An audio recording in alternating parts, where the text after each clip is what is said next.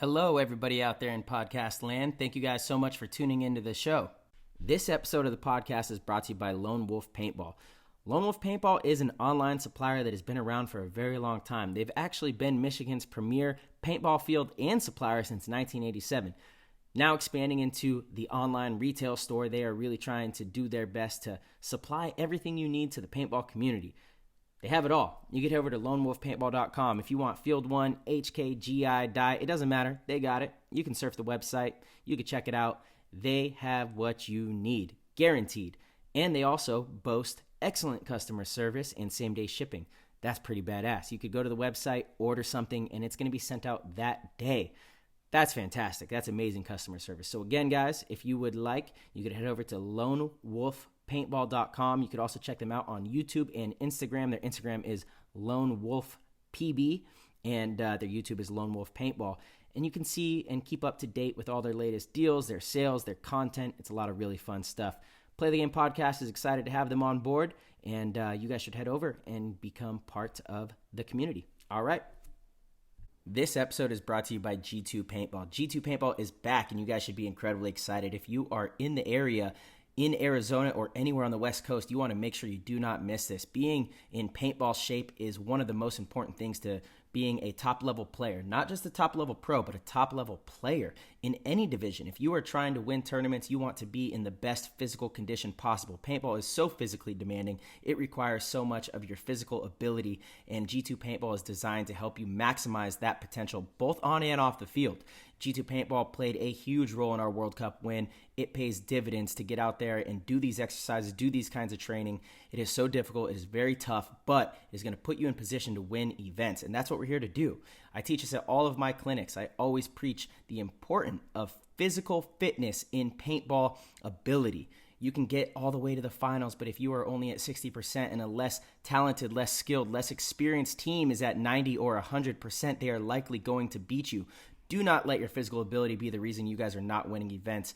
Get signed up for G2. If you guys are in the area, make sure you get active, get involved. It is owned and operated by Victor Gamboa and Rusty Glaze. You have players like Tyler Harmon, myself, Ryan Greenspan, all part of the entire G2 program. You guys can stay up to date with everything at g2paintball.com, and we hope to see you at an event very soon. This episode is brought to you by Transfuse. Transfuse is the only all-natural electrolyte drink that you guys need to have in your cabinets. We love this stuff. We've been using this for an entire season now. This stuff is amazing. I feel great when I drink Transfuse. I drink it every single day. I don't go a day without putting a packet of Transfuse in my water. It's very easy, very portable, easy to travel with, and delicious to drink, which means that you're going to love drinking it and you're going to drink more of it, which is going to be incredibly beneficial to your health. Has magnesium, potassium, sodium, which are all amazing for proper hydration. It has zinc, vitamin C, vitamin B, and choline. These things are incredible cognitive enhancers and immune boosting formulas that you don't want to miss out on, especially in times like this.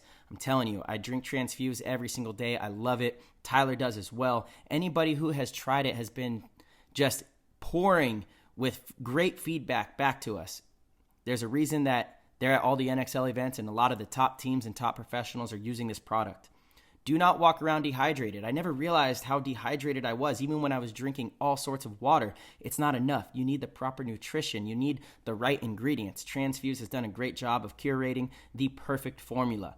Transfuse is absolutely spectacular, and for all of our listeners, there is a special deal for any Play the Game listener. If you head over to translabs.com, that's TRANZLABS.com, and use code PLAYTHEGAME at checkout, you will get 10% off. If you subscribe, which means they auto ship you your package every single month, whatever you want, whatever type, whatever flavor, whatever electrolyte formula you desire, they will give you an additional 11% off. So it becomes a 21% discount exclusively for all Play the Game listeners. Huge shout out, and we are incredibly thankful for our supporters. And if you guys would like to go support them, it's translabs.com. Use code PLAYTHEGAME. What's going on, everybody? All the amazing listeners out there. Thank you guys so much for tuning into the show.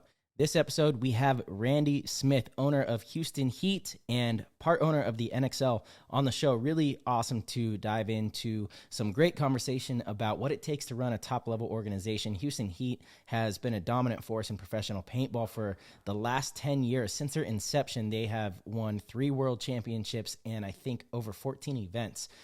So that's pretty massive. And it's not easy to do something like that, to be able to culminate all of the talent, the players, and make sure that your players and the organization has everything that they need to succeed. So getting to sit down and talk with Randy about everything that takes, as well as the future of paintball and his vision for the NXL. Without further ado, we're going to hop in the show. That was an insane inside move by Marcelo Margot. Great communication. And the crowd starts chanting Harmon. Great shot by all the guys. So Tyler Harmon saved that game. He came out with 2 wins. Marcelo Margot was on fire.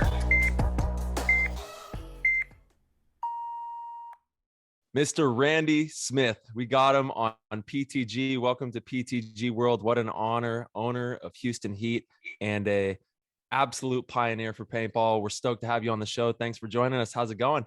Is that thing on? Yep, the red light's on. I don't see red light, bro. Marcelo, your recording is the light red? Yep, we got it. We're good. We're good to go. We're ready to rock and roll, my man. I trust you. Yeah. I trust you, Marcelo. That's funny because one of the PTG community, PTG World, PTG fam, they were saying that on Ronnie's D's on Docs that you would always ask, is that red light on? You know? That's great. That's funny. All right. He's pulling the old antics. Yeah. Yeah. Yep, Shout out to D's on Docs, by the way. Love what Ronnie's doing. It's amazing for the sport. He's got a great channel. And actually, I think he was just on Ryan and Spick's show tonight, Spick and Span show too. There we go. Yeah. I love that. Ronnie. He's like a son, man. He's a phenomenal person and paintball player. Dude is one of the best paintball players in the world right now. And he's constantly working his butt off. I was just on his Instagram today. He's out at the park, working out, getting ready, getting his mind sharp. So it's awesome to be able to play alongside Ronnie. Love that kid. Yeah. Love having him part of the family for sure. He's been with you guys for a long time. Long time. Yeah. Been with us a long time. Took a little sabbatical. Yeah, I was gonna say he had to go get his mind right. He actually talked about that here on the show. Sometimes that kind of stuff is the best thing to ever happen to you, And now, Ronnie is an absolute dominator. And team's lucky to have him for sure. We're lucky to have him. Was he part of the very first inception in 2012, or did he come a little later? I'm weak on the historian part. When you get older, life goes in big chunks. You know what I mean? Yeah. Life just seems to steamroll by now. And it's really. I was sitting here thinking about this, and all the different markers. I call them markers along life's path.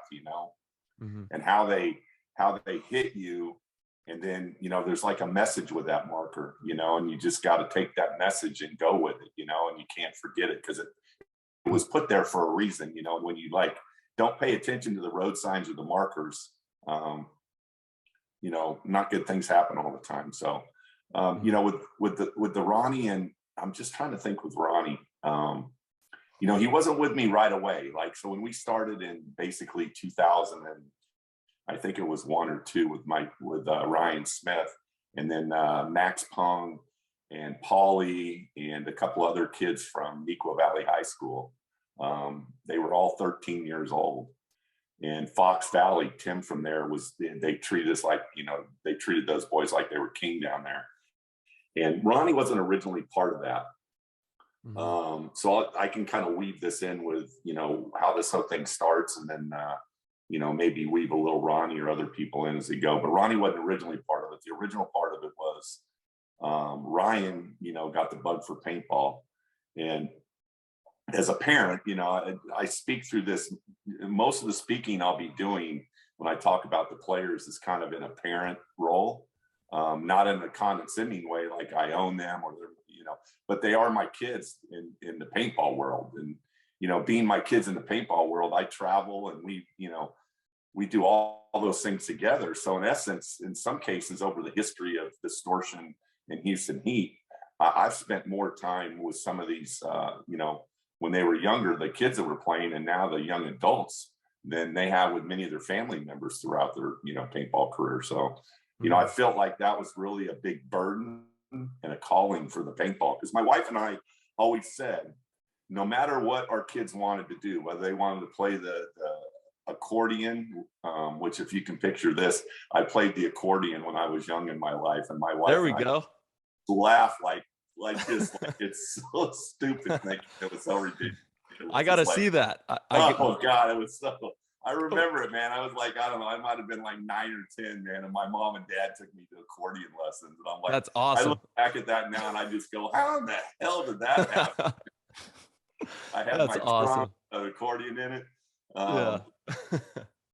So, now we got to get back to where I was. So, so like, these young kids that were like, my wife and I now back. My wife and I were like, whatever our kids do, that's what we're going to support. And our kids all tried different sports and did different things. My daughter was more into the fashion. She wasn't really the athletic type. My youngest son is, athletically really gifted, but, he played a little football in Canada. But Ryan got into this paintball scene, and, he just got bit by the bug of paintball. Like, you hear so many of these other stories, and it's so awesome. And, that's really that whole mindset from my wife's and I perspective of supporting our kids at whatever endeavor they took off of. We weren't going to try to push them into something because that's what we wanted to do.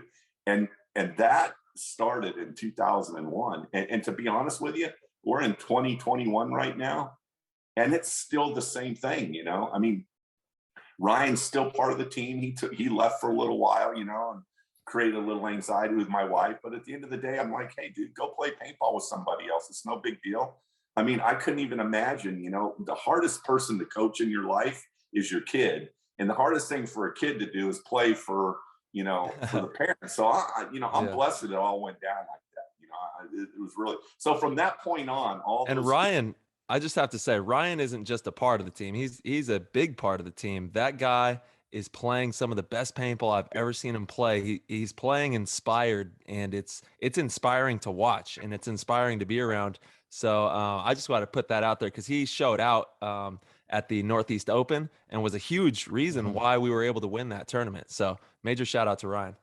Yeah, he did. He's but anyways, back on the distortion, I'll kind of take, without, I don't know how long we have, or, if the story gets too, we got all night detailed or whatever, you guys, steer me, whatever, I'm not an expert podcaster guy. Real quick, Randy, just for the listeners to kind of set the stage a little bit. You're sitting here as the owner of Houston Heat, one of the owners of the NXL, a paintball patron, somebody who has supported the sport through and through, and you've done it with your family, which I think is one of the coolest things about it. Absolutely. Your boy plays on the team, and like Tyler said, he played phenomenal in Philly. I had to send him a personal message afterwards. It was really awesome to see that.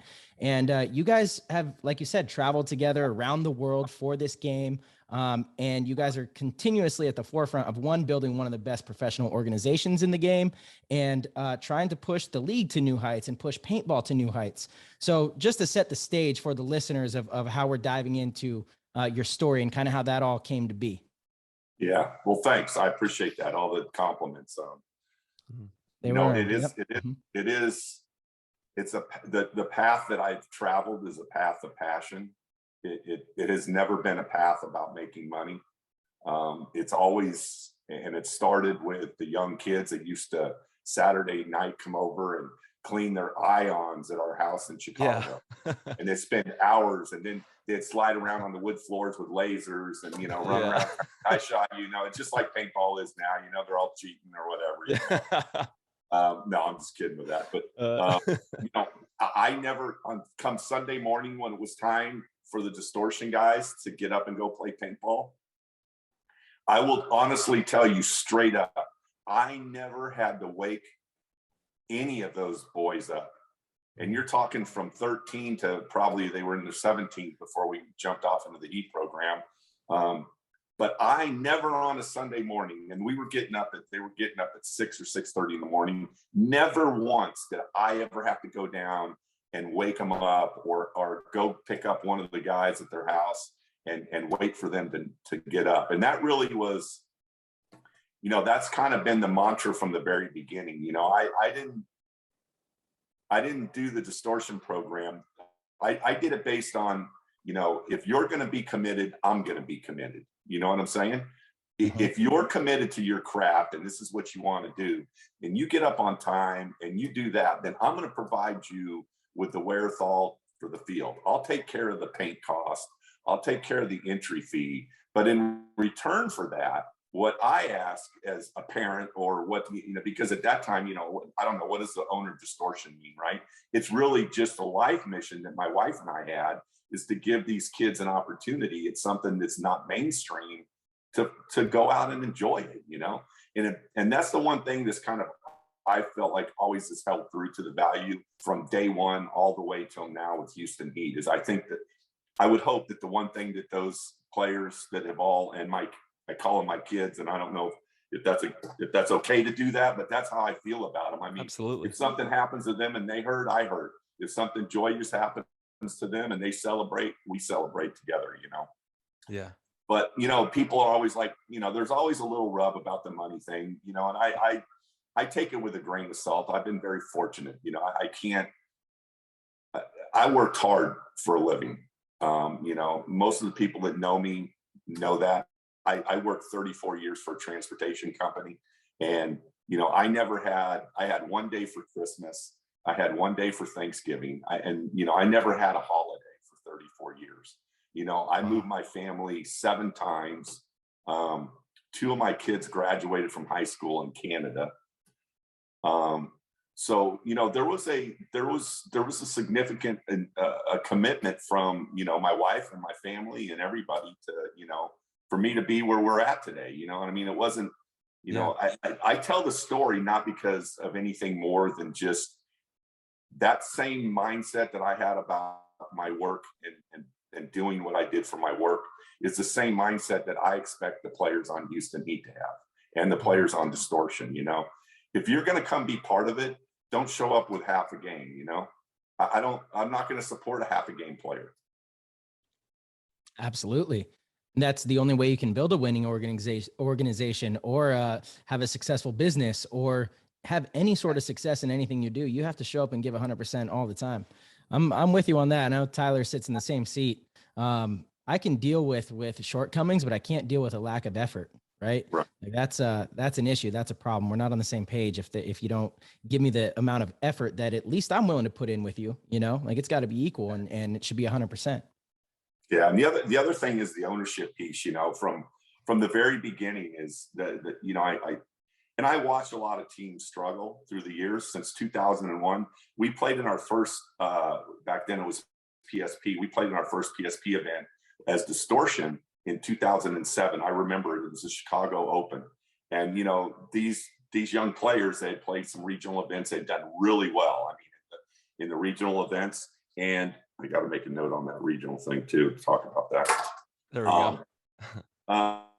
They did really well. And, we're going to we're going to the PSP as Distortion. We're playing at, the regional 5-man events and 3-man events in the Chicago area at the time. And, walking into that, just going to that Chicago event. And if you remember in Bolingbrook. Oh, yeah. That was a badass location. That was, Absolutely. I mean, that was, you had the big Tittman trailers and, I remember it, That was an amazing one. They had the big water park that was right there on the other side. Yeah. I love Bolingbrook. That was a pretty nostalgic time for me. Yeah, it was, and I had no idea what was going on. I mean, I will tell you in 2007, I couldn't have told you a name of a single pro player. It wasn't about, who's who in the zoo to me. And it really never, I'm going to say it never really has been, because it's always about, what's going on with the sport and what do we got to do to help everybody. It's not about one person, you know what I'm saying? But I just wasn't, I was just into making sure that those kids had the best shot they could to be the best they could. And make sure that they embodied, their sport, and that they showed professionalism and they weren't running around smoking and drinking. And I'm not saying that I'm trying to judge anybody, but, I always felt like that if you want to come on to this program you have to be somebody that reflects the good for the sport, somebody that's going to be a steward of the sport, and that started, that really got bigger in 2007. Once you hit the big stage, it was a dud. I went through and pulled a couple numbers up. I remember the first event because all the kids, there was, I think 6 of them that we had. It was D4. And I remember we were going in the day before to do all the registration and I got them all in this big Ford expedition. It's like the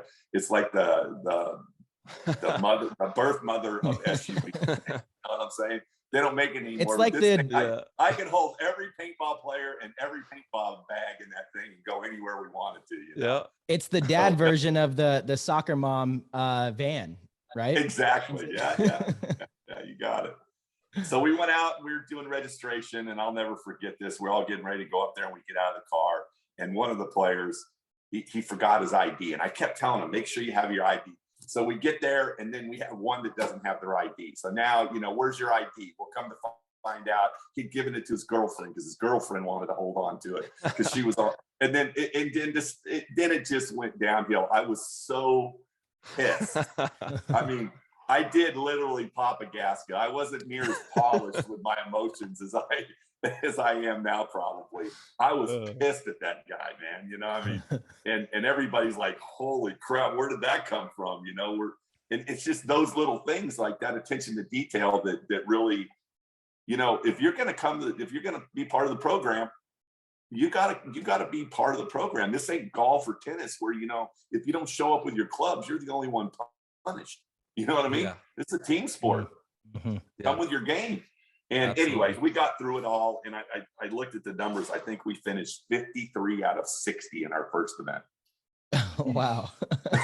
So you can imagine how those prelims went, right? Yeah. I'm pretty rough. I didn't go back and look. I'm sure we won 1 or 2 points, but I remember a couple of the boys false starting on the buzzer. And, it was just, how it is. I mean, come on.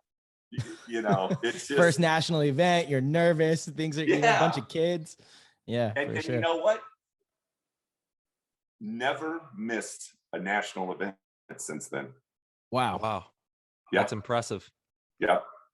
How did the whole distortion camp come together? Like was it through school or? Well, it started, it's a typical story. I took Ryan out when we lived in Oklahoma to play paintball, and then shortly there with a bunch of people from my work. And then shortly thereafter, he got the bug, and then he met some buddies in high school. And then, they're like, hey, we want to go. Okay, I got it, because they can't drive, how it is. So I got to take them everywhere. And, and then he found, 3 or 4 good friends that, it ended up just coming together. And, we were sitting around. I remember sitting in the kitchen that kind of had a bar on one side of it in Chicago.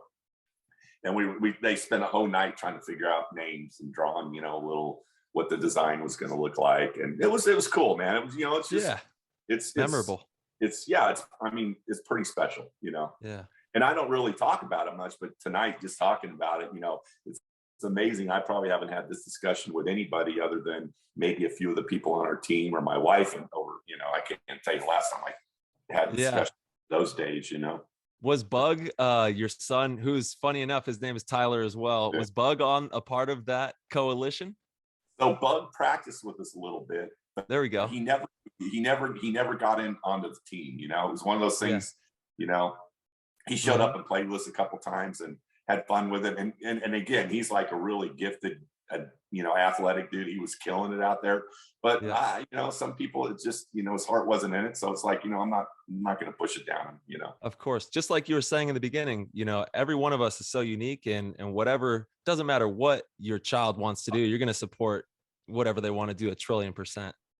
Yeah. So it was pretty crazy. It was good times. Sounds like fun. Good times now. They're just, back then it was carefree, didn't have a lot to lose. You know what I mean? Yeah. And when you lost, you felt the pain of losing, but it's not like it stung for weeks, Whereas now, when you don't get that win out at an event, it takes me, depending on what the situation is, it takes me a week or 2 to just get it out of my mind, Yeah. Actually, it doesn't really leave until we start. It doesn't. Yeah. I'm still super pissed off that we about the last tournament. But that kind of stuff is inspiring as well. And you know, you got to come, and like you said, you got to come correct and you got to get it. There's only one moment, and we have to capture those moments. We got to make them, you know, make the most out of them and come out on top. No excuses, you know? Yeah. And the other thing about, you know, just about the distortion in the Houston Heat kind of program in general, is, you know, it really is. My wife is an integral part of it. You know, Tyler, you see what it's like. It's been like that since She's amazing. Oh my God. She's the best. She's a mother to all the players. She always has been, you know? Yeah. I think sometimes they talk to her more. Well, they do talk to her as much as more than they talk to me. And, you know, if they got any problems or anything, they don't want to come to me. They go to their mommy. So, but she does a lot for us.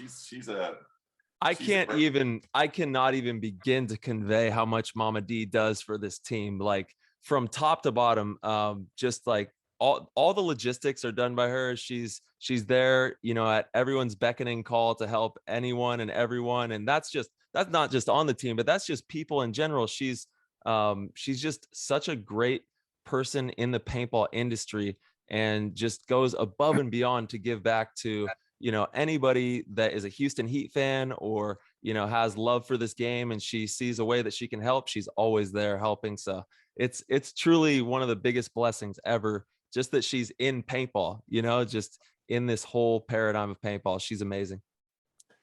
And it's funny, you know, it's not really funny, but you just, you know, my motto is you can't outgive God. And it seems like that the more that you do to serve others, the more you just seem to get in return. And, you know, that's kind of my life motto, to be honest with you. And it just, I just been very fortunate, you know, I couldn't be sitting in a better place with the paintball side of it.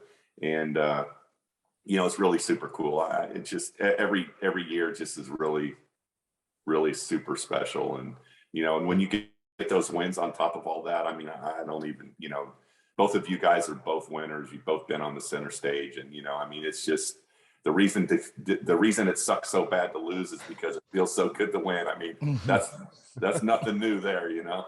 That's right. That's the truest true right there.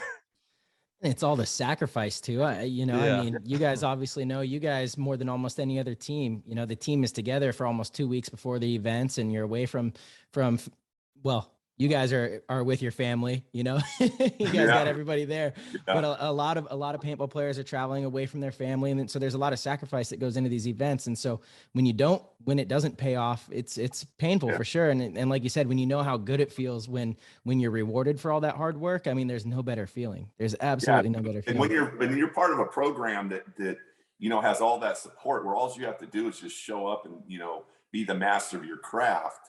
I mean, that's even more pressure for these guys. And I realize that, you know, because when, you know, we call it, there's three, it's a rectangle situation. You know, there's the outside of the rectangle is when you can go have fun, and we call it slap ass. You can go do whatever you want, go play with, you know, go mess around with your buddies before the event, you know, all that kind of stuff. Go, you know, hang out at the house, go, you know, you basically free will, do whatever you want, have whatever fun you want. And then the next rectangle is once the event starts. And then after you get the registration done, then it's like, okay, now it's coming down, right? I mean, you know, now you got to be cognizant of where your teammates are, what you're doing, taking care of yourself. And then you have the next one, which is in the pits, right? And you're in the pits, we're not playing yet, but there's no phone calls, no, you know, FaceTime any family members or whatever, you know, it's game time. And then there's on the field. And if you're the 5 people on the field, you've got, you know, I think our ratio is like, I think we almost have 2, it's like 1.5 people that are in some way, meaning the granny heaters, the dads, the girlfriends, the wives, you know, my wife, myself, you know, all behind the scenes, not just, you know, when I say supporting, I mean, you know, morally, like, you know, the wives, the girlfriends are there for their guys, you know, and everybody, I mean, it's almost a 1.5 to 1 ratio. I mean, there's more people doing that than we have players on our team, you know? Wow. So, but that's good, right? But the downside to that is, you know, if the players get out on the field of battle and, you know, they don't get the job done, you know, that's even a harder burden on the player, and it's definitely harder on me as the owner, because then you got everybody looking around going, well, what the hell, man? You know, You're supposed to lead us to the promised land. Yeah. Yeah, my wife goes, what's going on? Why didn't they talk to each other? Like, why aren't they communicating? I'm like, I don't know. Why don't you freaking ask him? I've been talking to him about it for 2 weeks. You know, I mean, that's how the conversation goes, you know? And it's so it's awesome, you know. It doesn't it has its heartbreaks. Not every day's rosy. So yeah, we have a Heat army. We have a whole Heat army that's rolling through these tournaments, and we're mobbing deep. You guys definitely let everybody know on the field too. No, don't worry. Everyone knows that the Heat Army is there. Yep. They're the sweetest. The granny squad is the sweetest. Yeah, I mean, my mom turned 80 this year, and her sister. God bless her. Going, you know, it's like she's every event, you know. Yeah. So, so Distortion got all the way up to D2, and it was a pretty big year. In D2, and also in the side of this was when I was living in Canada, we started playing the CXBL. Yeah, that was a fun league. Which was like, I don't know what it was. Marcelo, I don't remember 15. the time frame, but it's 15 or 30-minute halves or something. Yeah, and yeah. 15 balls a second, right? Yeah, yeah. This was like 13 or 14. I remember going up and playing against you guys. Yeah. And we got 2 wins up there, so that was pretty special. And I you know, that was kind of Distortion was still kind of doing it. So I had this core group of people, and they were all still passionate, you know, and then I said, hey, like Division 2 to semi-pro. And I was kind of like, you know, if we stay at if we go to semi-pro, you know, what am I really going to get out of the sponsorship thing and everything, you know? And I just decided to say, hey, I'm going to tell you, you know, straight out, you know, Chad got introduced kind of at that time. Yeah, Boucher, Sam Monville was one of the ones that was in there, and obviously Ryan. So it was me and those 3 that were having that dialogue about, you know, hey, I just let's go pro, man. And they're like, okay, go. You know, I'm not going to say no. Yeah, let's Sarge, go. real quick. Are you talking about Ryan, your son, or Ryan Moorhead? Ryan, my son. Sorry, Okay, Ryan Smith. Gotcha. Yep. Yeah. Yeah, Ryan wasn't in the scene at that time. Moorhead. Gotcha. Yep. So, and again, if I'm boring or I need to stop, you guys let me know. No, yeah. This is what we want. This is the juice. I do want to say your digital background is amazing. It seems to be changing too, like as the time goes on. It's an amazing digital background you have there. Well, don't let me forget where I'm at on this CFPL. But that digital background is the latest in technology. So what it does is it's hooked up to my watch. Okay. And as it sees, it's got its clock built into it. As it sees the time for the sun to go down, it actually creates that view. Wow. The sun looks like it's setting over there in Southern California or something. It's beautiful. Well, man. I mean, if the viewers are interested, they just need to go on the line and look it up. That's it. Get on the line. Check go it on out. the line. So, so the CXBL thing and the Distortion thing, and it was really cool. The CXBL thing was fun. I mean, it really was. We loved it, and that got them so much more paintball practice too, right? Oh yeah, we were playing grinding points, right? Yeah. So kind of during all that transition, and I've never. So that's going on. And then we have this thing in the background where it's like, okay, well, we want to make a pro team. And, you know, anybody that knows Chad Boucher knows he's a wheeler and dealer. So as soon as he heard it come out of my mouth, now he's out, you know, recruiting and bootlicking and doing whatever. So that's kind of going on. And then kind of in that same time frame, and again, please understand that, you know, I don't map all my life. I'm not an engineer by nature. So I don't, you know, all these markers, you know, they're in big chunks. So, you know, my wife might be saying, well, that happened in 2000 and whatever. Well, okay, whatever. I don't know, but it happened, didn't it? So during 2011, because 2012 was the first year that we played was Houston Heat, right? So we were doing the CXBL, and then I wanted to get these, the players. You had Max, you had LJ, you had Ryan Smith, and then we had Chad, we had Sam, we had Nick. I think we had Ronnie in there. Chris Oseen was kind of part of the scene because we used to go practice with them, and Davey Simmons was even out at Fox Paintball, and I'd get when the Avalanche guys were practicing, I'd get the Distortion D3 guys in any type of situation I could with those. And they, Davey Simmons was really good with the boys.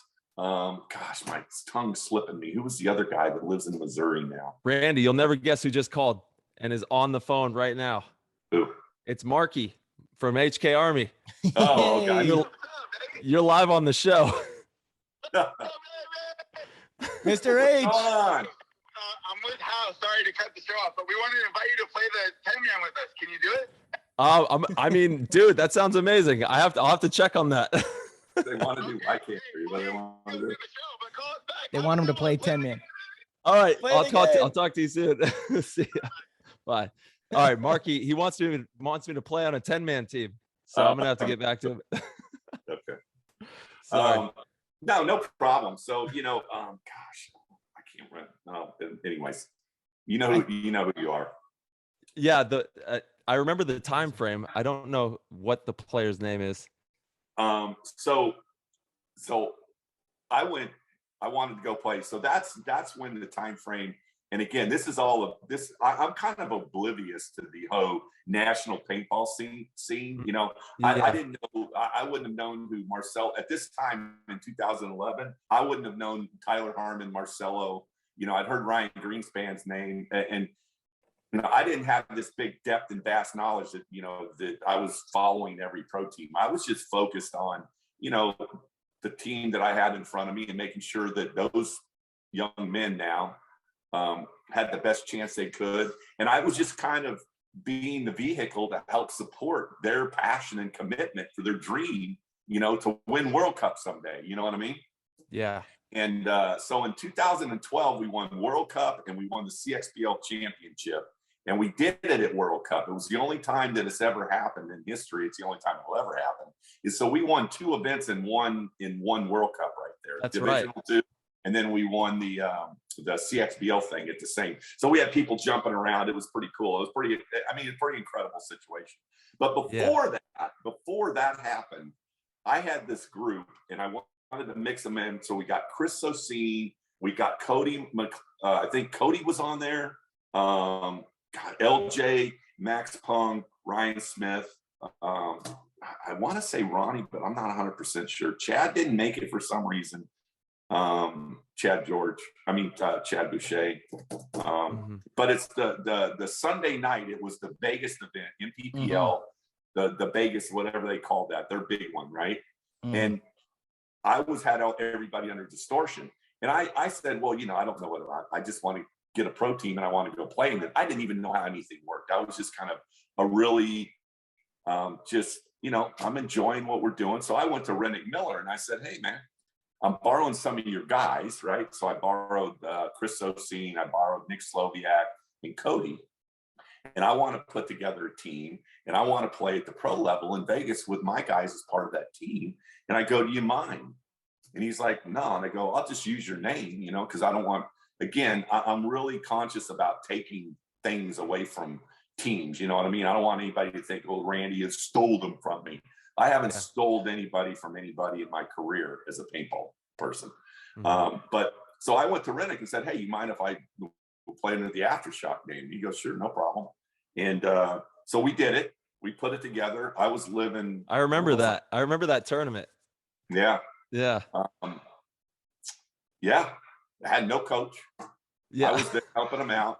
And I didn't really realize it at the time. Right. So this is just speaking like, okay, here I am. And it's like, I bump into Bart a couple times and, he was being a hard ass, and I kid him around because we talk about it all the time. And, the guys are like, well, that's Dynasty and there's Impact and, Infamous. And I'm like, okay, yeah. What time do we play? What do we need to do? And it was incredible. They won. And I'm like, wow, that shit just went down. And I'm like, whoa. So at that point, I look around and it's Sunday night, it's 8:30 at night, right? And we're standing underneath the lights. and Chris Sosine, Cody, Nick had been playing pro paintball for probably 8 or 9 years or something like that. You know what I'm saying? And never won a pro event. That's and I've right. got all these guys on the field, and none of them had ever won a pro event. And they're all just freaking crying. Randall Sosine's dad is out there. Yeah. It was. I think there's some video out there. I don't know, but it's For sure. It's on the line. It's on the line. Probably is. And I'll never forget, it's funny because these stories, there's only a small group of people that ever have heard me even talk about this, kind of whole thing here. It's usually just within the house. And I remember that last match at Get Dynasty, man. We had to win it. We had to win that last point twice to beat them. Because it was, you remember that? They should have got a penalty. I knew what was going on, but I didn't know what was going on, right? So I didn't know who Alex Goldman was at that time, right?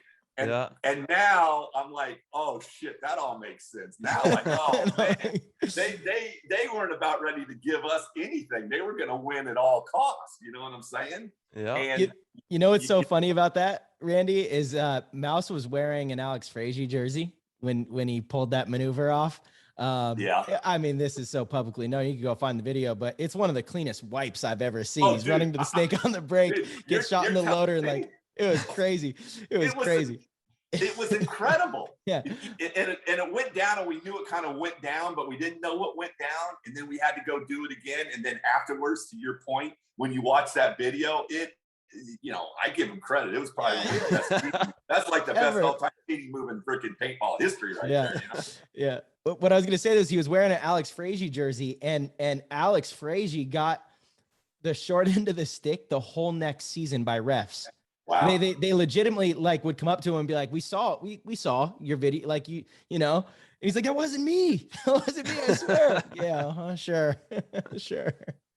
So, and then I think that next point, I think LJ got up in the snake and made some good moves up in there, and we got it, man. And, it's like, I was so naive at the point, I didn't even really know to be nervous, Now I think I'm more nervous than I was ever in the earlier years, because you really have no expectations at that point, Sure. And like, damn, that was freaking cool, man. We just beat one of the best teams in the world, Of all time. Yeah. That's crazy. And it was under the Aftershock umbrella. So, after all that was over with, I was like, I re-examined myself, because every time I do something, I kind of look back at it and go, what could have I done different? Or, every time, and I'm thinking, why did I want to put it together under that? I could have the team name I wanted. Why did I do that? And it's like, oh, well, it is what it is, Rennie got one on, so, Once again, the giving nature right there, I love that. I didn't want it, I didn't want it. I don't like stomping in people's backyard. And if I do, I want to do it with their blessing. You know what I'm saying? So yeah, absolutely. I remember those pictures. I remember those photographs in the magazines and stuff of under the lights and all that was going on there when you guys won. It was pretty cool. Yeah, that was cool. And what's funny is I've got a topic here, and I don't want to, but this one thing that I think is an interesting conversation is, at that time, Chicago was like the hotbed of paintball. It was. It was on fire. I mean, there were teams all over there. Yeah. And that was unbeknownst to me, but that was a great blessing, because that just created an environment for these young players to just keep going up the ladder right there and never have to go anywhere really, Mm-hmm. And then, and now that I step back and I've watched the whole cycle of this thing, I mean, realistically, since 2001, at the national level of 7, and I was never part of any ownership or anything for a long time. So I just sat back, I did my thing. I wasn't really, I wasn't looking to be anything other than just go take a team and make it the best team possible and all that stuff. And, provide a nice platform for these players to excel at their craft. That's still the mission. But it's interesting because I started to watch the cycle, and it's like, now today I'm trying to figure out, what do we got to do to sustain? Like Chicago got big, okay, And then, you know, before Chicago, I remember the Florida was really big, right? With the Vipers, Yeah. you know, because when we were in Chicago and we were in Florida and we were playing national events, the Vipers always had like multi-level divisional teams that were, you know, killing it pretty good. Yeah. So you had Chicago and Florida, and they were kind of on fire. I don't remember anything about California. Texas wasn't much of anything. You always had a few kind of in the Michigan and Ohio area, you know, nothing really, some West Coast, upper Northwest stuff. But then Chicago fades out. Then California starts to grow, you know, and then Texas starts to kick off, and then Florida faded, and then Florida's kind of coming back, and Chicago's really not really like it was in the olden days. But you know, it's the dynamic. I still to this day spend a lot of time thinking about why is it that they're so, like, if we could hold Chicago is that mecca and Florida's that mecca, and then Texas gets strong and hold that, and California gets strong. What is it, you know, what are the little levers? And there's never one lever, but you know, what are the levers that are being pulled or not pulled that cause those things to do that, you know? Mm-hmm. And you know, I don't have the answer. If anybody listens to this podcast or whatever, and you think you got some insight, and you see me walking around, you'll see me at every event, you know, grab me by the shoulder and, you know, give me your insight. I spend a lot of time talking to a lot of different people about that. And if we could ever just get some ground and hold that ground, you know, we could get that much bigger. You know what I'm saying? I think it's a couple things. I think one, having a strong pro team in the area is huge. Aftershock was that for Chicago and much of the Midwest, right? I think, you know, as Aftershock started to fade, a lot of the scene started to fade. Texas started to get really strong, I think, largely in part because of X Factor and AC Dallas and both of those fields. I know Southern California was really strong because we had the Ironman and Dynasty and Infamous. So as a kid, when you're going to the paintball park, you see these superheroes that you look up to at the field, right? Yeah. They're in real life right there. You see them. So it becomes much more attainable, and it just inspires you. I believe it's a mix of that, and it's also a mix of the regional leagues as well, you know? Because at the end of the day, that's like kind of the first entry. People don't really get into paintball and then just go play an NXL event. Usually they get their feet wet with some kind of local event. So if they have a bad experience, you know, that could turn them off. If they have great experience, that's just going to build the foundation there. But I think a lot of it comes down to the pro teams as well. You know, do they have a strong base? Do they do a good job in their area of playing at the field on off weekends and keeping people inspired and, you know, all that kind of stuff. Yeah, it's a good point when you look at it. I mean, Texas has got 3 basically pro teams. I mean, and it all does. It goes back to the roots. Yeah, to me, the Aftershock is a great example, right? You're right. When they kind of faded, it did kind of tally down, right? And there isn't a Chicago pro team right now, is there? Nope. No, there isn't. Yeah, we're definitely missing like a powerhouse team coming out from that area. And like Marcelo, you know, was alluding to, is it starts from the grassroots, from the core, you know, at the local fields.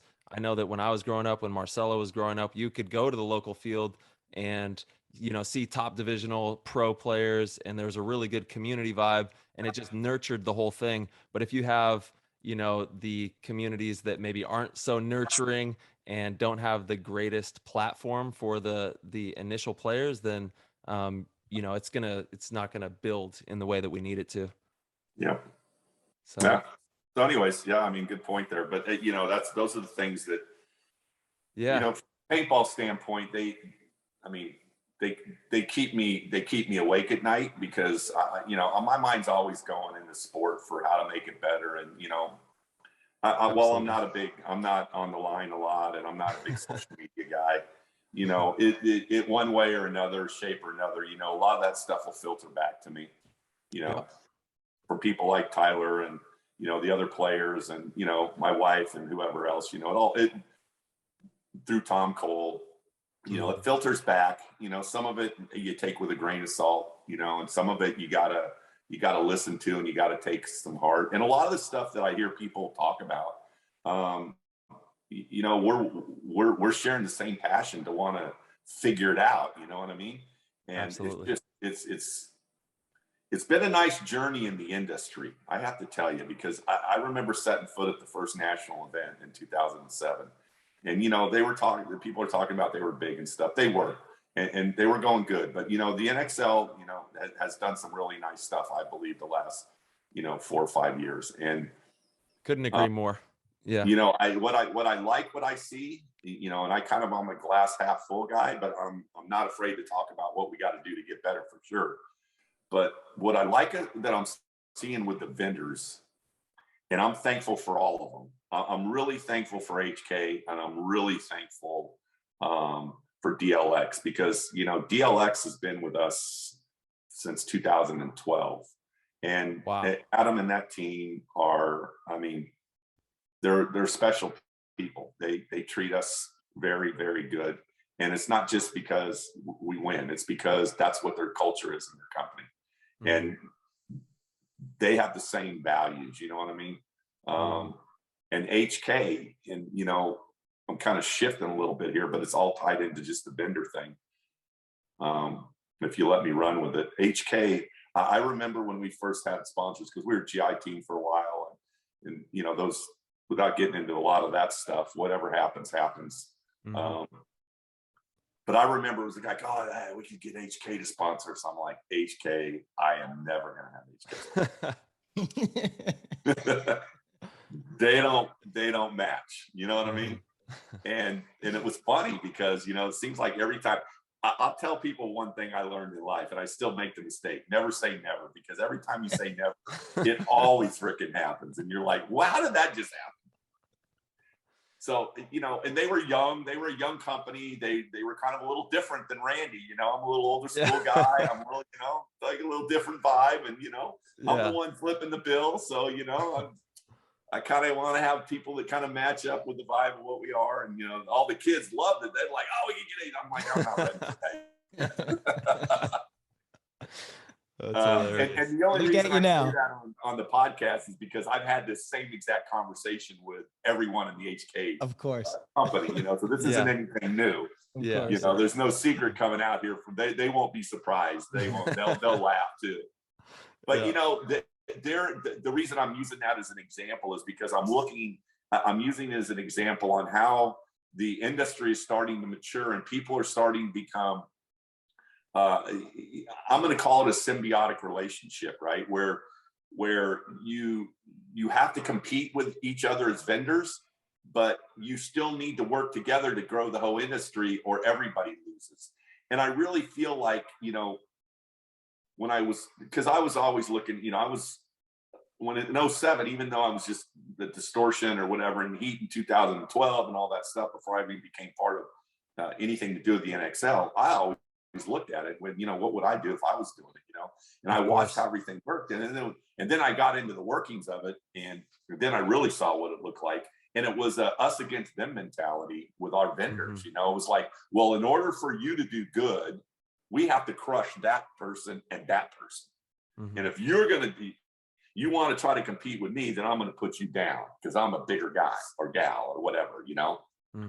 And not everybody sees this, but behind the scenes now, there's a lot more collaboration. We've seen it the last 3 or 4 years where the industry leaders in paintball are actually working together. And I'm going back to HK because just the maturity of those owners and the way they view things now versus how they viewed it 10 years ago is way different, you know? And now they become a player because they've stayed in their lane. And Brandon and Marky and all the people that are part of that program, you know, they have never not wanted to put their hand out to say, hey, how can we work through this? You know what I mean? With other people. I mean, it's not always rosy, but, you know, I'm particularly proud at the way the vendors have worked together.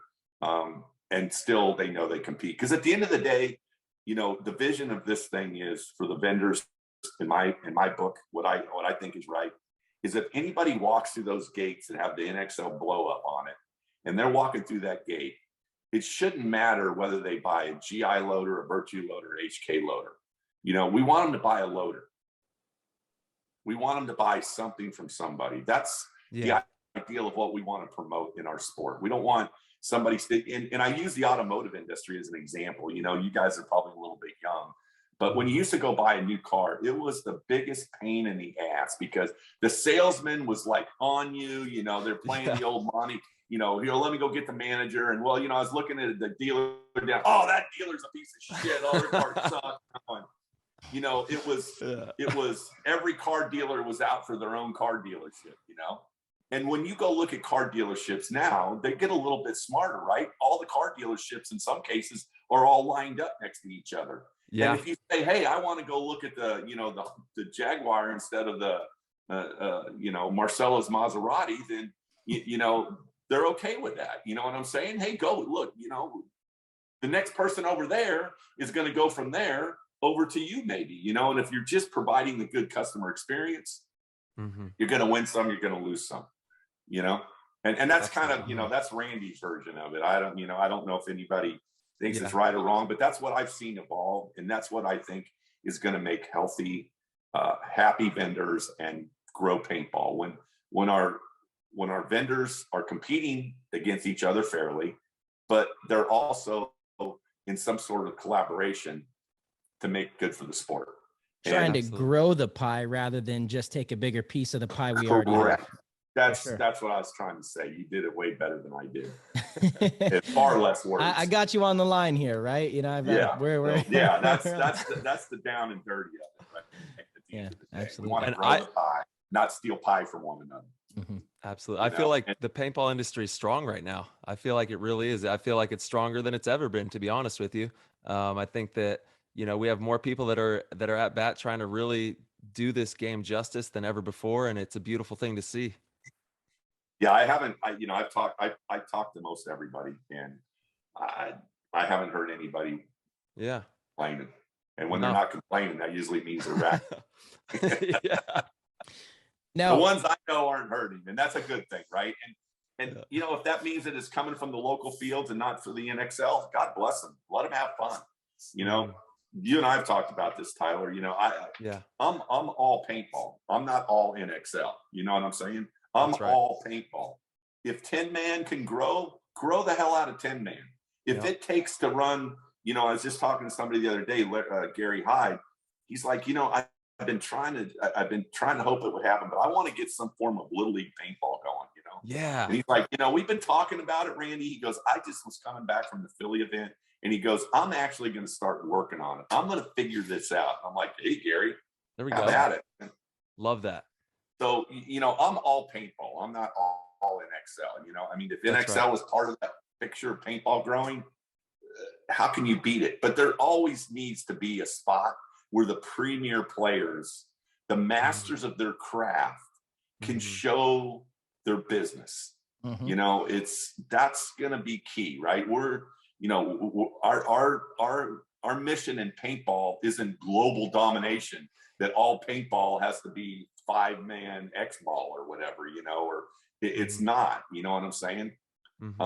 It's providing a great quality product for the people that want to progress up to the highest level in the world. That's what NXL does. It's the same thing that took Distortion in 2007, that created Houston Heat in 2012, that took us to over 15.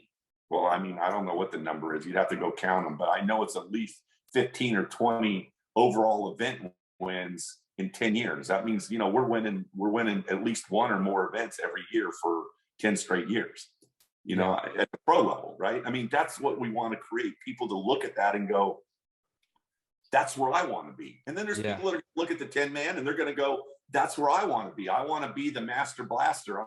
I want to be the top, or I want to be whatever, you know, that's okay. I got no problem with that. I let them go. Have at it, you know, but there will always need to be a place for people like you and Marcelo and the best of the best to compete. And the NXL, I mean, just in the last few years alone, not just the reffing and the instant replay, the way that the event is run, and just the camaraderie, like you're talking about, throughout the league, from players to staff, it has been a really enjoyable experience. And, you know, I speak on behalf of my experience only, but I can truly say that I could see how hard every one of the staff members is working out there. And NXL is here, like you said, to provide that top tier level play. That's what it's all about. Or and a great path to get there if that's where you want to go. Yeah. Absolutely. And thank you for the compliment, by the way. I appreciate man. that. I mean and, it. If it wasn't that way, I would say it too. But it really has been a thoroughly enjoyable experience. The NXL has been providing this platform for so many of us to live our dreams out, and be the best at what we do. Thanks. Yeah. And on that topic, it's like, so you hear stuff, right? The NXL this, the NXL that. I mean, it's out there. It's okay, man. I've lived my whole life working for a corporation. Everybody has an opinion. I welcome them all, but that doesn't mean that I've got to respond to all of them. You know what I'm saying? Mm-hmm. But I do listen and I do take it in. Mm-hmm. But there's also this I call it the hotel model. Okay, that's kind of the term I'll use to kind of walk through this whole scenario on what happens with anything. And I'm not just talking paintball, but in our industry, this is a good way to frame it up for people. Mm. If you picture, I don't know if I have a diagram. This is how simple that diagram is. All right, YouTube, log into the YouTube. He's going to show a diagram for us. You can check out the YouTube at Play the Game Podcast. Can you see this? This has 3 words on it. Okay. Yep. And Got it. Circle, and it says core, delight, and wow. Okay. Yep. So when I talk about the core, I'm going to talk about a simple hotel example. You remember Motel 6? Uh-huh. What was the tagline for Motel 6? You're young, so I'll help you out. Okay. We'll leave the light on for you. That's right. That's right. Tom Bodette, okay? That's right. Oh, man, how did I forget you that? remember? Yeah. Look it up on the line, Marcelo. It's on the line. It's on the line. All Dude, right. I remember. Yeah. So, Marcelo, Tom Bodette. Okay. We'll leave the lights on Motel 6. Back in my day, it was $19.99 for a room. Yep. Okay. That was a hotel room. What did you expect to get from that? What was the core thing? You got lights, you got clean sheets, you got a clean bathroom and towels, and maybe you got a landline phone. Mm-hmm. And that's what hotels were.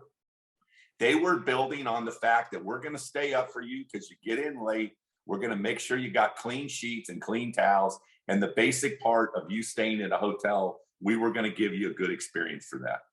Yeah. Okay. Gotcha. And they didn't charge much. Okay. Mm-hmm. So other hotels come along, they start doing stuff, right? So in the core value of that picture, the core is clean sheets, clean towels, clean bathroom, and well lit. That's the core. So what happens? Somebody comes along, they offer all of that as a core, and then they throw in something like, well, maybe we'll fold back your covers at night and we'll put a mint on your pillow. Okay. Mm. Or maybe something way, way out there in the wow area 10 years ago was, we're going to give you a free breakfast. Yeah. Okay. Or maybe in the way, way wow area back there when we didn't even have on the line activity would have been Wi-Fi. Okay. Or laundry service, right? So maybe wow was, they did your laundry, or they had a washer and dryer in there. So what happens is in the world, as an example, the delight of the men on the pillow, if you go to a nice hotel now, you expect that.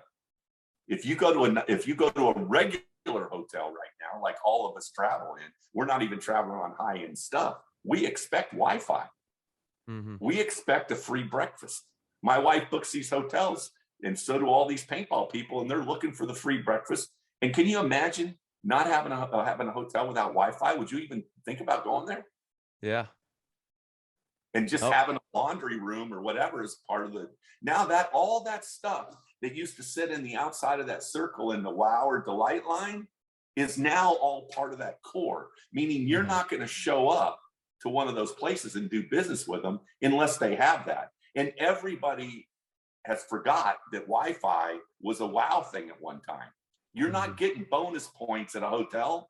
Someone's not walking in going, oh man, I love this place. It's got Wi-Fi. Or I love this place because it's got a free breakfast. Or I love this place because they, fold a mint down on my pillow at night. Or I love this place because they got clean sheets and towels, and I compliment the fold down and the mint on the pillow. That still gets me. That's still in the wow category for me. We'll leave that in the light column for now. Okay. But I think you understand what I'm saying. For sure. Yep. So now I take that to paintball, and as an owner of the NXL, a part owner, you know, I have to manage that whole model that I just talked to. Because remember, 2007, distortion, I'm the owner, the coach, the whatever I am. I'm mostly, I call it the mule, the guy that carved the foreground, paid, you know, filled pods and did, you know, I mean, that's, and I still do that to this day. You're the best. You're the best in the world. Well, I'll tell you what, this guy introduced me to some cold, fresh, bubbly water, and it's a game changer. So that's going to become. I heard about this carbonated water. What kind of special carbonated water you guys drinking in there? I'm gonna have to come steal one at cup. Yeah. I'm coming for one. Okay. Well, I can be bought. No. So now I look at paintball, and you know, people say things about things, and it's just kind of interesting because you're talking to the individual that when they used to slam in a regular 10 by 10 tent with wooden pallets when it was muddy or rainy. Do you guys remember the Dallas event? I do. Remember Galveston? Do you remember the Dallas at that paintball event on the east side? I won't say the name. When it was so bad, you had to wade through mud that was so deep. And then you get into the pits, and there is no room in the pits. You got two teams trying to pit in basically a 10 by 10 tent. Nowadays, we have I don't know how big those tents are, but those pits are freaking monstrous. Yeah. They are. And it's expensive, right? I mean, it's expensive to offer that, which is, and thank you, man. That, you know, it's not $100 pop-up we're putting there. Right. Yeah. And we got to haul all those around, and people got to set them up and take them down. Now, in this core thing, that tent that's in all of the pits, it's not just the pros. Remember, the divisionals didn't even have tents, right? And now the divisionals got just as nice tents as we do. Well, that for our paintball world of the NXL now, that's just the core. Like if you show up to an NXL event and we don't have those tents up for you, and we have those old 10-foot pop-ups or whatever they were, I mean, it's going to be like, there's going to be like pitchforks and rakes coming at you. You know, people will be trying to overthrow us. So, you know, that becomes a core thing, right? The event being clean and the trash being picked up, right? Used to be that, you know, paintball boxes would be everywhere or whatever. Now you walk around our event, and part of our values that we brought in when we started the NXL was we want to have a good pitch. You know why? Because I worked in crappy pits for 8 years. I did it. I know what it was like. And I'm like, Tom and Bart's the same way, and the other owners, and they're like, you know what? We can control this. We can make a difference with this, and we can take our paintball to the next level. It's like the VIP in the grandstands. You know, the VIP, if we took that away, that's almost gone. That's almost gone. That used to be a wow, right? Then it's kind of in a delight mode, and it's kind of almost right in between, crossing between being a delight and just the core value of the event now. You know, so the event being clean, trash picked up, that's a core thing. So, you know, we're constantly. Also, I do want to say I love that you put the spectator area for all the people just walking by who can just watch the pro games now, which is awesome. Yeah. So the question is, you know, that we're always faced with is, what do we put in the WOW? And when we put it out there, it's always going to migrate to the core. It's going to become what people just expect, right? So you have to understand what you're putting in the WOW spot, and then it has to be something that is it's maintainable, it's consistent, it's financially able to support itself, you know. So you know, every time you're out there working in the WOW spot, you got to realize that at some point that's just going to become the price of doing business. And I think there's a lot, and what happens when it gets into the core piece, you know, no one goes back to reflect to say, hey, thank you NXL for giving us the best pitch we've ever had in like a bazillion years, right? And none of us go around looking for that, right? I'm not looking for, you know, oh, great job, because it doesn't really matter. Like I said, it's a core thing now. It's just what we do. But at some point we all sat down as owners and said, hey, what do we got to do to fix this problem, right? And guess what, Marcelo, you hit it just right? Everything that floats out in the wow spot, guess what you get to put by it? Dollar signs. Everything in the wow costs money. So when we start looking at stuff like we're doing now, is, we're looking, and you know this because we've already talked about it as an industry, is that we're looking to try to identify some spots where we can set up a year-round paintball thing. So we go to the same spot every year, and that spot, the people that own it, or if we own it, we invest into the infrastructure, and we make it a place that, the vision someday is we get locked in and we have the paintball stadium for where the pros would play with grandstands around. That's something that we would love to see happen. And we've been working on that for a year or two, and this year we've got some other stuff going on that's getting us that much closer to it. But remember, I go back to when you build the wow and it's going to become a core, the wow costs money. Right? It's not free. Like, for us to be able to build a stadium, we've got to find ways to do it with a budget that allows us to do it. I mean, I'd love to play in a soccer stadium. Trust me. I'd love to have something. I mean, my biggest dream in the world I'd love to have some paintball stadium built already someplace. But, when you can find me somebody that wants to give me $10 million to build this beautiful stadium, I'll help them do it. Yeah. But I don't have. I'll be right there with you. Yeah. I mean, I don't mind, I don't make a lot of, I don't make any money at NXL. Yeah. Anything that we might get, we just put back into it. You know what I'm saying? So this isn't like Randy sitting around with getting his pocketbook happy because we have record numbers. Bart, myself, and the other two members, we're not going around checking the cash register and cha-chinging, and, our bank accounts are going, out the roof. That's not the dream. That's not the intention or the motive of you guys. It's like you said, you are all paintball, and whatever we have to do to push this thing forward and keep it steered in the right direction for future generations to come is what we're going to do. And I personally want to know, obviously this is an amazing dream of the NXL and for paintball. How can we help? Like, how can I help? How can Marcelo help? How can our community help with this dream? Yeah, I mean, you guys just keep doing what you're doing, the masters of your craft. Y'all go out to the clinic. You're the paintball ambassadors of the world, and nothing is more special than to see. I just hats off to all these pro players that go around and do this all around the world, man. That's that's what the secret is. The secret is that for me as an owner, I've got to figure out how to put all the pieces of the puzzle together through Tom Cole on how to get places to say, hey, we want to share our event with you. We have a big event here, like, an example would be like a tennis club or a racetrack or, something like that has a bunch of real estate that they don't use all the time. And that we can take one little section of that and utilize the infrastructure, but get in a long-term commitment where they're, to put up money. Because at the end of the day, we bring millions into a community. When we have an event, we bring millions of dollars into that community. Yeah. So we've just got to continue to push them to pony up too, right? And so it's not coming out of all of our pocket. Yeah. The community. Yeah. All the locations that we go to, the hotels, the restaurants, the city should want to have us there, and they should contribute to that. Randy, would you say that? Would you say that not to the level that it takes to build a pro paintball stadium? Right. What I mean? Yeah. Yeah.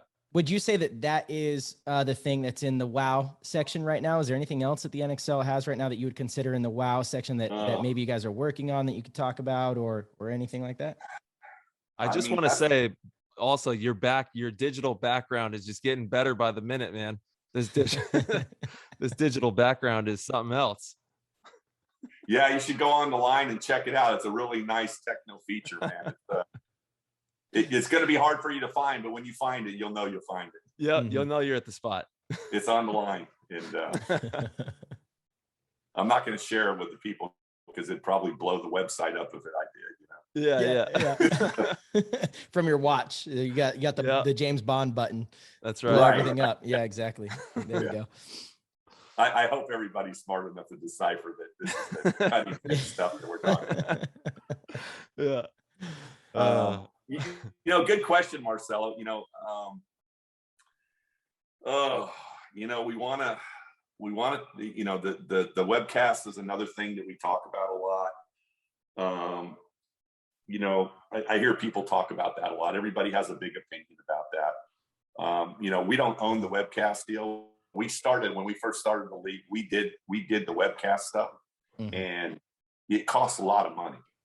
And, it's kind of one of those things where, do you want to be a good paintball league, or do you want to be a good webcaster? And, none of us are good webcaster people, and to hire the best people to do it costs a lot of money.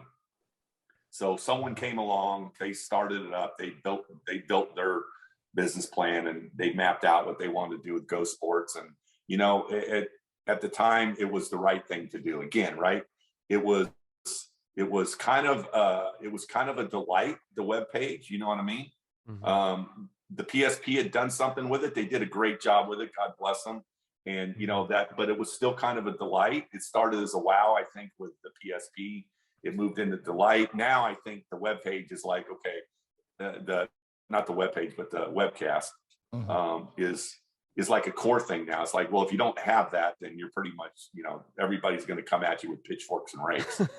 But it's a tough thing because, we don't directly control it, but we do control it from the fact that if we tell them, hey, we don't want you doing it anymore, then they're pretty much out of business too, Yeah. So it's a great example of that symbiotic relationship. You know what I mean? They have to do their thing in order to control their business. We got to make sure we're getting our thing done to control the growth of the sport. And we both want the same thing.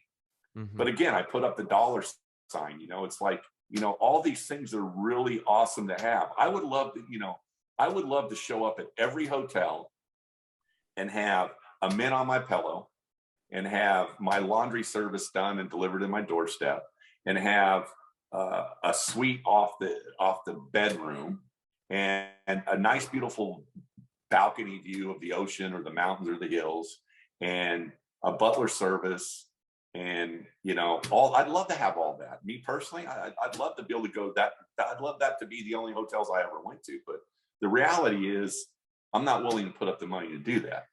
Now, within Excel, we're, like I said, it's easy to kind of forget where you came from, you know what I mean? And it's our job to make sure that we help tell that story, but it's also our responsibility to build the next story. And, Exactly, and where I get that from is people like you. I mean, I talk to people. I believe in just, I let people tell me whatever they want to tell me. And I'll say this, if I'm in an event and you got something you want to talk about, you're not going to have a hard time finding me. Yeah. And if you want to get a hold of me and you really want to talk to me about something seriously, whether you want to, be part of growing it in some way, or you got some ideas to offer that are realistically the right play to go, all you got to do is talk to one of you two guys here or anybody else out there, and they'll give you my contact or whatever. And, but yeah, that's the way I view it. And just because we hear something doesn't mean that, I'm always cautious about saying, hey, what do you think we ought to do? Well, when you ask someone what you think they ought to do and they tell you what they want to do, and then you don't do it, then you piss them off. Yeah. Amen. So I ask people very, very straightforward. I say, hey, what are some of the ideas that you have? That doesn't mean that we're going to do what you say, but it means that we're going to listen to what you say, and we're going to put it in the kettle, and we're going to cook it in with everything to try to make it better. So, and Tom Cole is excellent at it. He is. Tom Cole in a lot of ways does a really good job with that stuff, and he handles the brunt of it. We don't. The owners don't really. I mean, we get together once a year, and then we're always talking about what we want, where we see going next. So that's kind of the story. It's Yeah, funny you said that about asking people what they want. Me and Marcelo have had that discussion a couple times, because you're absolutely right. You don't give them what they want, and then they're pissed off, and it's a whole deal. Yeah, and you're like, we just wanted ideas, and now we're obligated to follow through on these ideas. Yeah. But no, Randy, that's something that we've talked about quite a bit. Often, that is where the friction can be, because what's best for a league isn't always what's best for a webcast, and vice versa. If you just wanted to like a pro only webcasted event that makes its money off of, say, pay-per-view or subscription or whatever they decide to do, that's not always what's best for just running a league with all the divisions and running an actual event that you go to it's an experience, right? Like going to a football game or a basketball game. So they are kind of conflicting. Obviously, you're right. It has become kind of the core thing. Like if there wasn't a webcast, I think a lot of people would be up in arms. And it is, to be able to televise the pinnacle of our sport, like you say, is also important. So that is a tough thing to juggle for sure. It's, none of these things that we're talking about, and I say this to people a lot, if any of this shit was easy, it would have been done well before I showed up onto the scene. You know what I mean? Mm-hmm. That's right. It's not easy. That we're not talking about doing easy stuff here, right? I mean, That's right. This is heavy lifting, and it doesn't happen. It doesn't happen because of two things. It requires collaboration at all levels, and it requires funding, right? And both of those things, whether you're in a paintball business or whatever business you run, those two things are always, they're time generators. You know what I mean? Of course. Yeah.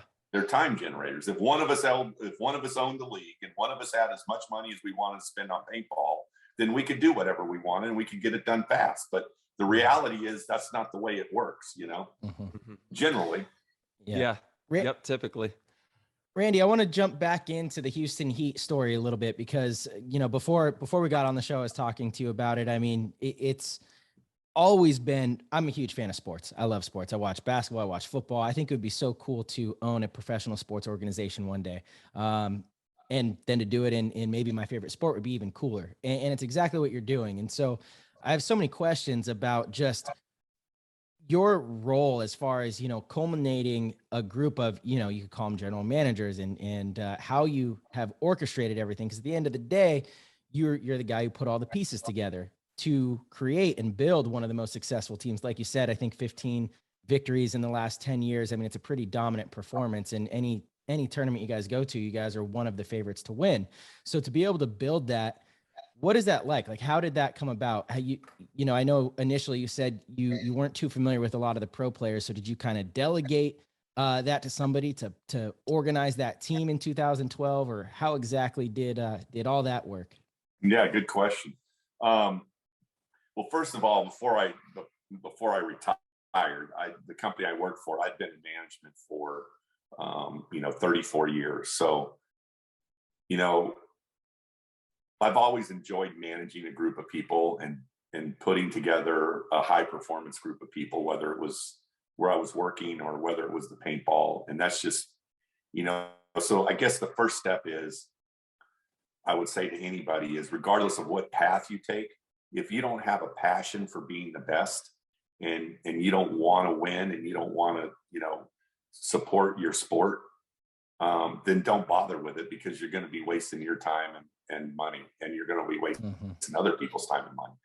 And I'm not saying that to be condescending. I'm just saying, you're asking me what I think makes it work, right? Yeah. So if I'm giving feedback to somebody, to me, that's the first start, right? Don't show up if you want to be second. Show up to try to win. So you had a culture in mind, like that's the culture of the team. You're like, this is the culture. I know I might not win every event, but you know what? I expect to go into every event to win it. You know what I mean? Yeah. And then if we fall short, then you step back, you regroup, and you look within yourself as a team owner, right? I look at, if we lose a match like that last match we lost in Chicago, I mean, I spent weeks just looking back at what I could have done different in my role as a team owner to keep that from happening, because it's painful watching that go on in front of me. I got to ask, what did you come up with? Did you pin something down? Do you mind sharing that with us? I did. And and I'm not going to share it with you. Oh, come on. It's for the listeners, you know? Yeah, I know it is, right? No, I mean, at the end of the day, there's a couple things Todd and I talked about, right?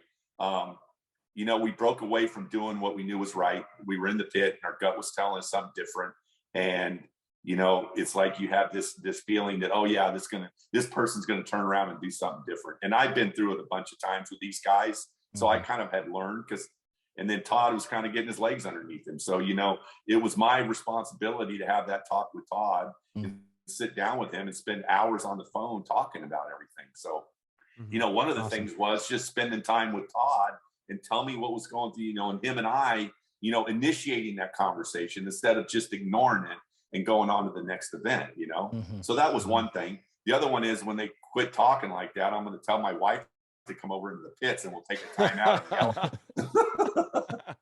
Because she's over there yelling at me afterwards. They're not talking. I'm like, no shit. I got you. Yeah. So yeah, that's the kind of, so it's a mindset to me, you know, it's a mind. So I think an owner or someone that runs a team has to have the mindset that you can, that if something isn't going properly, if the players aren't winning or things aren't right, then you look no further than in the mirror to figure out what you can control in your circle of influence to fix it. Okay. And I expect all of my players to evaluate themselves and act the same way. And if everybody does that, then you've got a bunch of people that are looking to see what they can do to fix something and not looking to blame or justify or point the finger at somebody else. And to me, that's another value or fundamental of you're going to build any professional organization. I think that mindset, and that mindset starts with the person at the top. Does that, you couldn't say Marcel, that. That's fantastic. Yeah, thank you. Appreciate that, Randy. So going past that, right? So as you get, so that's the kind of the culture mindset, right? And now you have different, you know, you have different ways to do the team to build a winning franchise. You know, I happen to do it in the family style, right? That's always been about, you know, that's kind of how I was raised and that's what's important to me. But that by no means is the perfect scientific path to getting a victory. You know, Heat's way of doing it is one way, like it's successful, but it's not the only way. So you have to, if you want to start a team or you want to do the franchise, you kind of got to pick which path you want to take once you know what your culture is. You know, like I'll use Dynasty as an example. You know, I respect that program, right? I don't necessarily agree with some of the way they run their program, and they probably don't agree with the way I run my program, but they're both winning programs and they're both done very differently. You know, yours is you guys hustle and you make the money part of it meet, and you got ownership by the players, and that program has been around since, you know, it's legendary, as Maddie would say, you know, and it's a good program, but it's a commitment to that program, you know. And then you have me that runs a different program, and then you've got, you know, like you know, Alex runs a different program. He's a little modified. It's probably, you know, he's got allegiance to his guys. And he's doing some of it on the funding side, but he's probably not doing all of it. And, you know, he's got a field that he uses that to help make it work, you know. So if you want to start a pro team, maybe you got to have a field that helps get you funded, right? Some of those proceeds can go towards helping that team get supported. That's another way to do it. And then you have people like, you know, you got Alan from NRG, the awesome guy, you know, he's got a business. He started Pro Team Up. He's kind of a little bit like I did, you know. And then you got I think it's Pando, right? And with Level Up. So I think the most important thing is you've got to pick the right way that you're going to do it, and you've got to know that way is going to work for you. So that's the next level. So like number one is, what's your culture? What's your belief system? What do you believe as far as, you know, honesty and integrity, being open, you know, no drama, people on time, you know, you take care of the players take care of their job. Get all that figured out on who you want to be. I call it who's who in the zoo, right? And then you go to the next level. It's like, what kind of program can you run? And then the next one is, how are you going to go about getting to people and retaining people and recruiting or building it up? And then, you know, you got multiple avenues. You can bring people up that have a field and you can bring them up locally, you can bring them in, or you can have to go look for talent or whatever, you know, and you got to kind of figure out what niche you're in.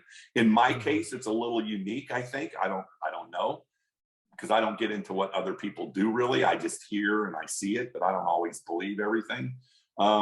But in the Houston Heat case, it was like, okay, I want to start a pro team. And then, you know, I had the three key people, Ryan Smith, Sam, and Chad. And they were the ones that kind of said, hey man, I'll have, well, they're the connection. I didn't know anybody. You know, I tell the story. I didn't even know who Konstantin Fedorov was in 2011 before we put the team together. And Eric Wunderlich, who used to do Style Supply jerseys, got in touch with Chad Boucher, or Chad didn't. I don't remember all the detail. But next thing I know, I'm sitting in my dining room or my kitchen table in Canada, and I'm on Skype with Konstantin Fedorov. Yeah.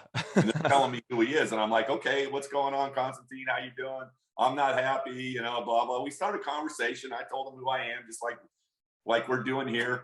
And then, you know, then the conversation went to, yeah, you know, I mean, let's talk again in another couple of weeks when you figure out. They wanted to get past the Russian Christmas or whatever, and then we talk. I go, okay, that's fine. Never seen the guy, never knew who he was. All I know is everybody told me, oh, this guy's the greatest player in all the world. I go, okay, whatever. I believe you. And then we got on Skype again, and first time I saw him was the first time we showed up for practice in 2012. And that guy's won you guys some championships. Yeah, he has. He has. He's a great player. And you know, the best thing that if he were to get him on here, that he might tell you if you ask him, you know, what kind of impact has Houston Heat had? That guy has grown not only as a paintball player, because he was already good, but he has grown as a human being, like leaps and bounds. And I know he feels that way, that's the part that he's most thankful for. You know, he did come on the show, and he actually did speak to that. And it was an amazing episode. I haven't ever gotten to sit down. I'm sure a lot of the listeners, you know, have never had a conversation with Fedorov, obviously. Yeah. It was a special one for sure. So I'm like I mean, you know, I'm not his blood father, but I'm like his father for life, you know, as far as coaching and, you know, because I have no motive, right? You know, my only motive is to make him a better steward of the world, make him the best person he can be. You know, it's not about, you know, the wins are, to me, the wins are like a byproduct. So getting back onto the whole team thing. So you know, my philosophy, and I think anybody that you ask will tell you the same thing, is I'm not out trying to, and I know I hear it. And again, I hear it, but I know what the truth is. I'm not out to grab anybody. Yeah.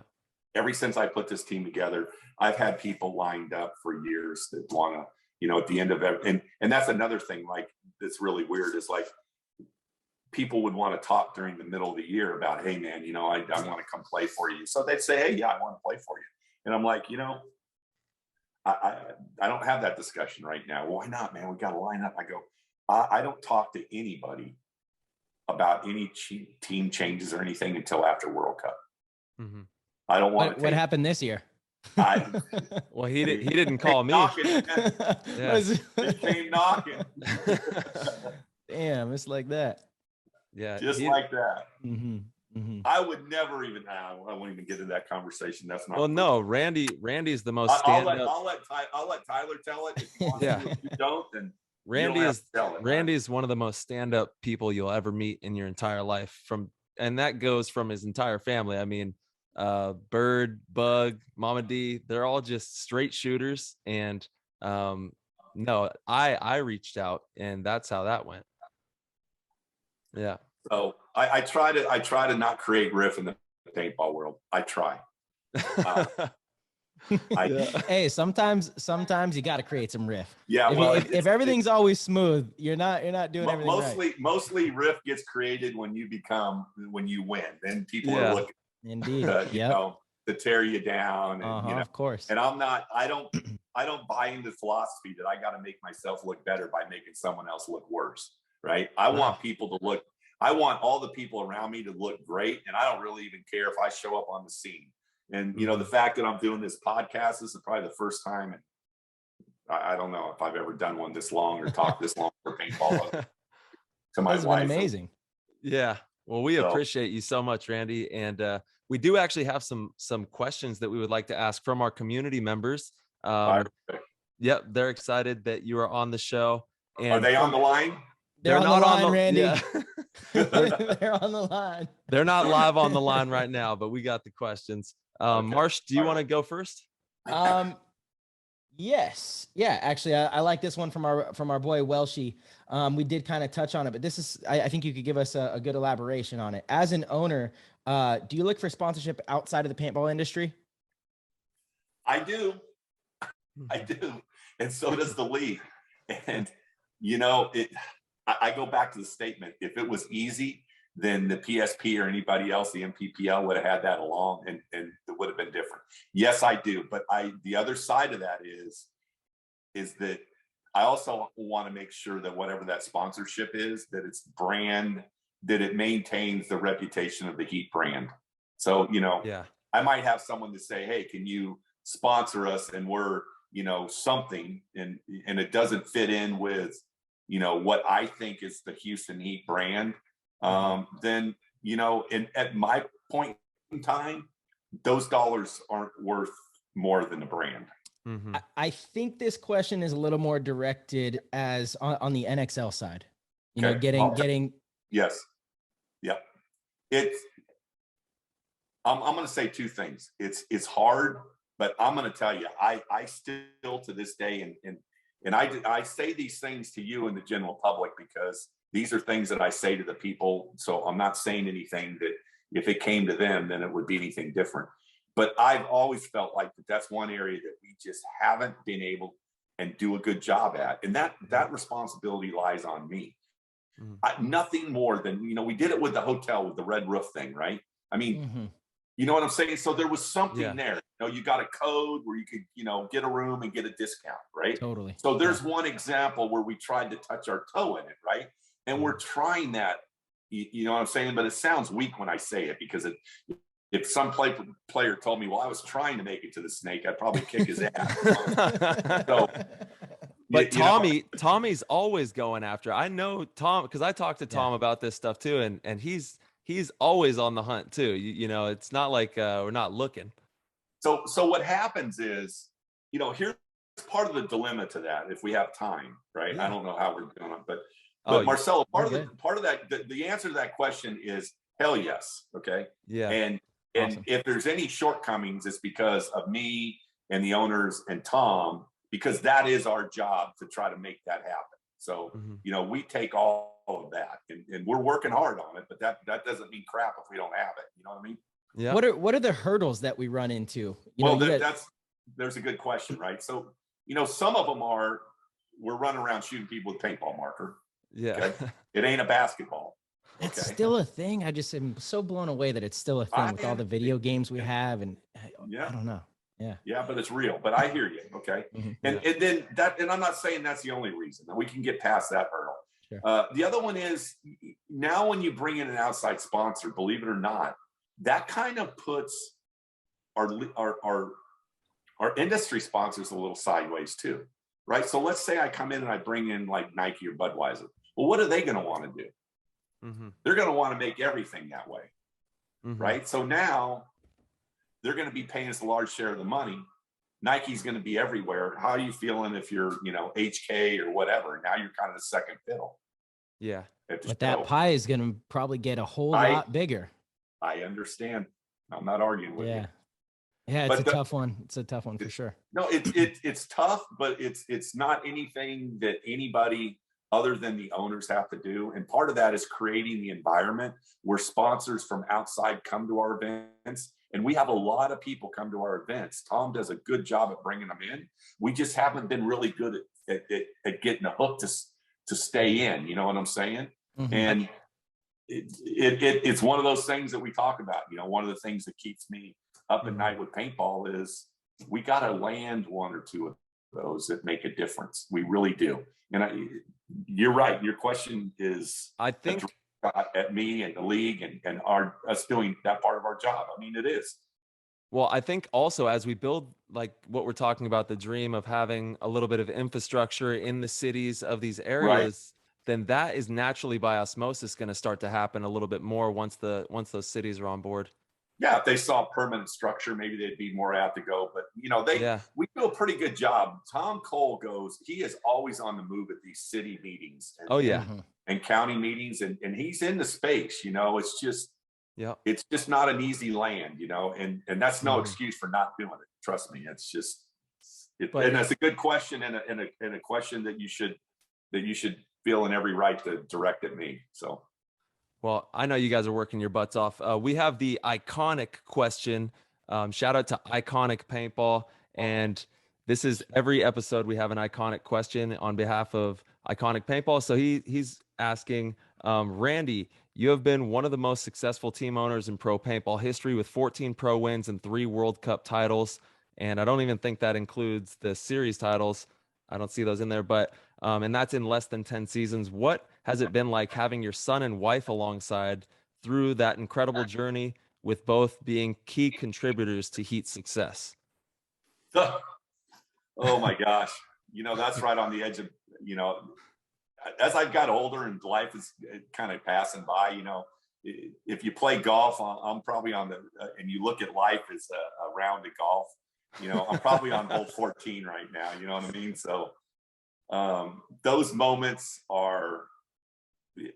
it's the ultimate, man. I mean, as a parent, in my wildest dreams, when I had my first child, did I ever think that I would be traveling around the world and doing what we're doing with the family. I mean, it's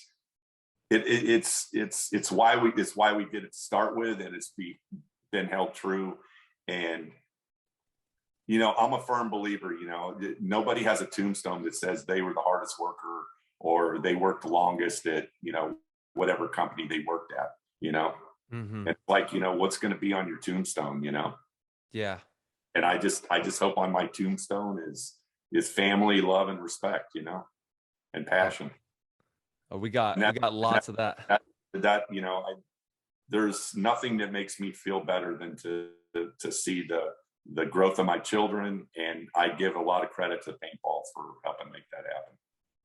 Well, yeah, on behalf of myself and paintball, thank you to Mama D, Ryan, you, Sarge, all of Houston Heat and the squad that we have. I mean, it's an amazing group of people and doing a tremendous amount for the sport to push it forward in the right direction. And I'm honored to be a part of this team and this legacy that you guys have built. It's truly tremendous. All right, Marsh, you got another question from the PTG fam?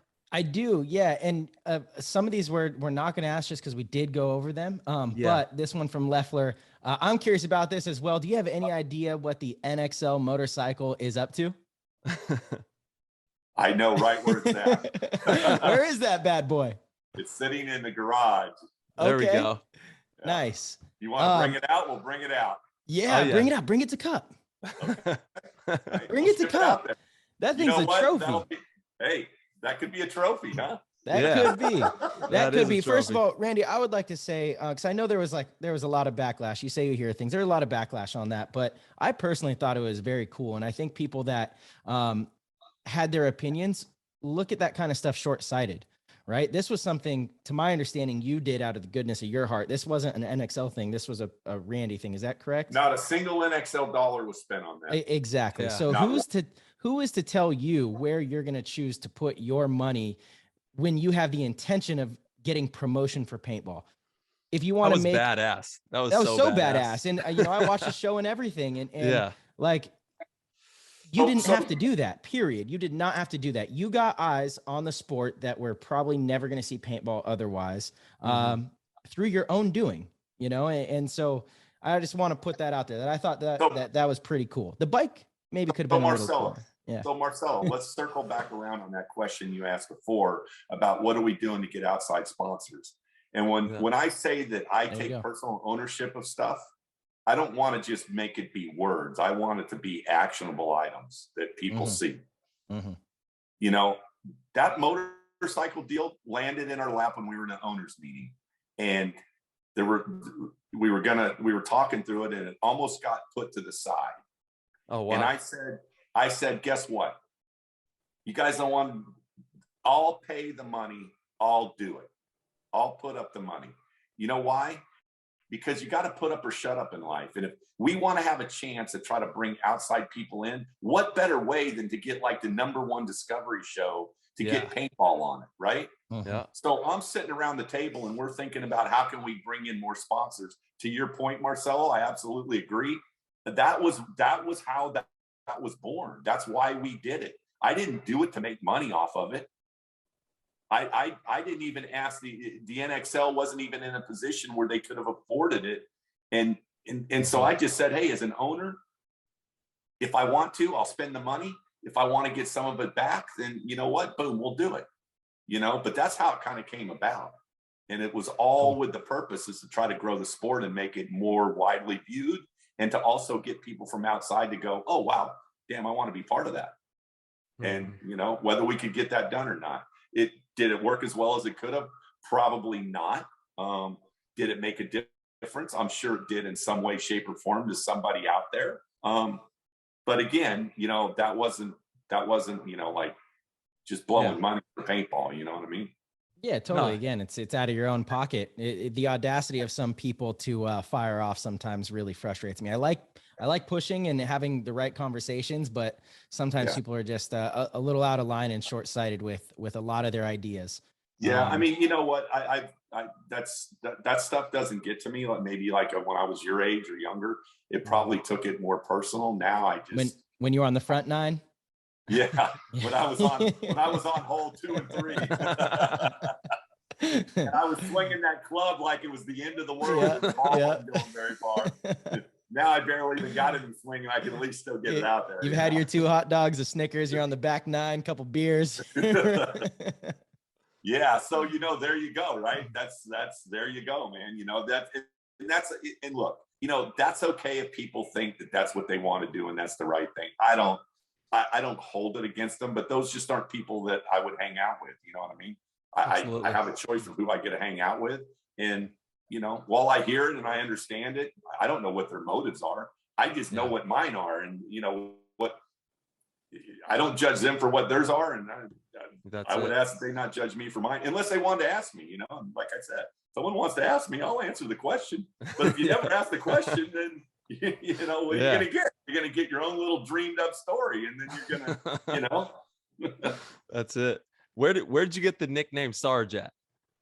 Oh, I don't know, Sarge, and I've had a lot of nicknames. Sarge, Shark was one of my nicknames. Yep, Shark. Sarge probably came from when I was younger with the Distortion Boys. Yeah, I ran a pretty tight ship. I love that.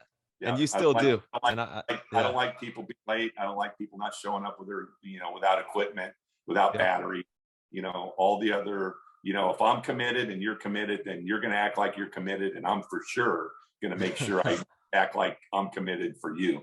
So some of that discipline probably gets a little bit, you know, it's direct. I mean, look, I'm not ashamed of it. I'm proud of it. You know, I don't absolutely call Sarge, but absolutely. you know, I love it. My dad was an Army Ranger, you know, it's special forces officer. So it's that's kind of how I was brought up, pretty direct and blunt, you know?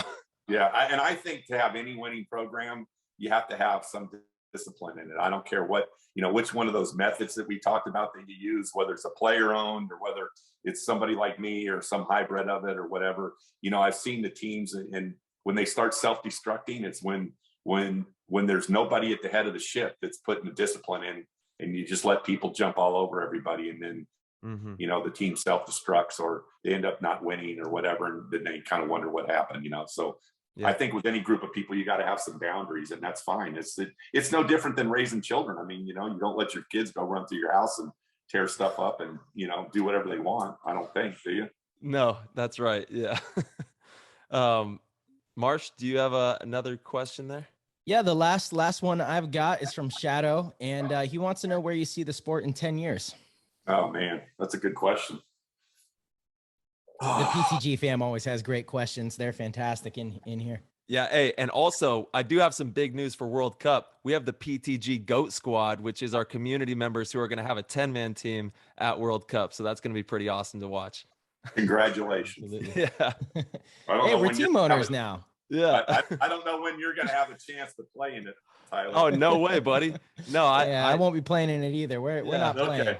All right. I just want to clear that record real soon. Yeah. No, it's just our community members have like formed their own coalition and they have a team that they've started. Nice. Yeah. Yeah. So the answer, the question was, 10 years from now. Mm-hmm. I'm really, as long as I'm in the paintball world, I want to keep trying to. We've had a couple things over the last couple of years we've tried to dial in. I want to get this. I want to get this whole regional, local, national. I want to figure out something that's going to work for everybody, because I think until we do that, it's just going to be. It's not going to be at the place that it needs to be, and that's going to be a little bit of work, right? I mean, we tried to let the regionals do your thing. We'll help support you or whatever, and then when they don't do a quality job with it, then the sport doesn't do well. Then we step in and try to do it, and we can run a regional event very, very well. We've already proved that, and then what happens is then you get people saying, well, you're stepping on my toes, you're taking my money, you're doing whatever, right? Then we become the big bad NXL, Mm-hmm. So I feel like, and this is and I say Gary Hyde and Tom, and because it's going to take a commitment, and I'm going to talk about why that's so tough. But it's going to take a commitment to get a more organization, whether it's NXL branded or something. But I'm going to use a crazy term, but from cradle to grave, we got to figure out how our system runs. And we've got to have organizations. Any other sporting organization, Frisbee, swimming, soccer, football, basketball, they all got programs, and they're all, kind of in alignment. And you don't hear one bitching that the big one's taking money or customers away from the other one. So, that's kind of the NXL. It's kind of fallen on our shoulders to make it happen. That's the good part. But the bad part is, if we try to make it happen, then it looks like we're trying to cut somebody out of the program. Yeah. So, to me, 10 years from now, I want to see it totally different than what it looks like. And that might be some different structure. You might have regional pro competitions, and then, one big thing at the end that people qualify for. But, making all those components work is really where I feel like the space that we need to give you and future players the platform to keep this sport alive, because it's going to maintain like it is right now. But, how do you generate, everybody talks about how you bring more people on. Well, you bring more people on when you have a program where the parents can see the progression, and they see it's legit and it's not fragmented, and that there's, people watching over it. It's like, if I'm going to trust my kid to come play 50 cal, are the coaches certified? Have they had background checks? Is it, how's, that all stuff needs, and then you need to have certain fields that they're at, and certain fields that if they don't want to do it, then they're not part of it, So, it's a collaboration of the local fields and people like us in the industry that have the horsepower to try to make it happen. And that is to me very important to answer that question. That's where I see us in 10 years from now, somewhere along the path, and we're much better than we are in that area right now. Yeah, with a lot more cohesion. Absolutely. Yep. And then I want to say on that topic is, what I've learned about the paintball world is the customers, the paying customers, they don't like a revolution. Okay. Our customer base at all levels, 10-man, whatever, they don't like a revolution of change. If you notice, they like an evolution of change. If you were to go out, like everybody's like, oh, change it to 7-man, do this, do that. You know what I mean? Like, we did 7-man, okay? 7-man went up against 5-man. And for whatever reason, the customers paid to go to the 5-man and not to the 7-man. They had both leagues going at one time, and the customers determined what decision to do with it, okay? When the NXL started, it was the PSP, because it didn't, the PSP was still kind of saying, we're still going to run NXL. We got together and said, hey, we're going to start a league.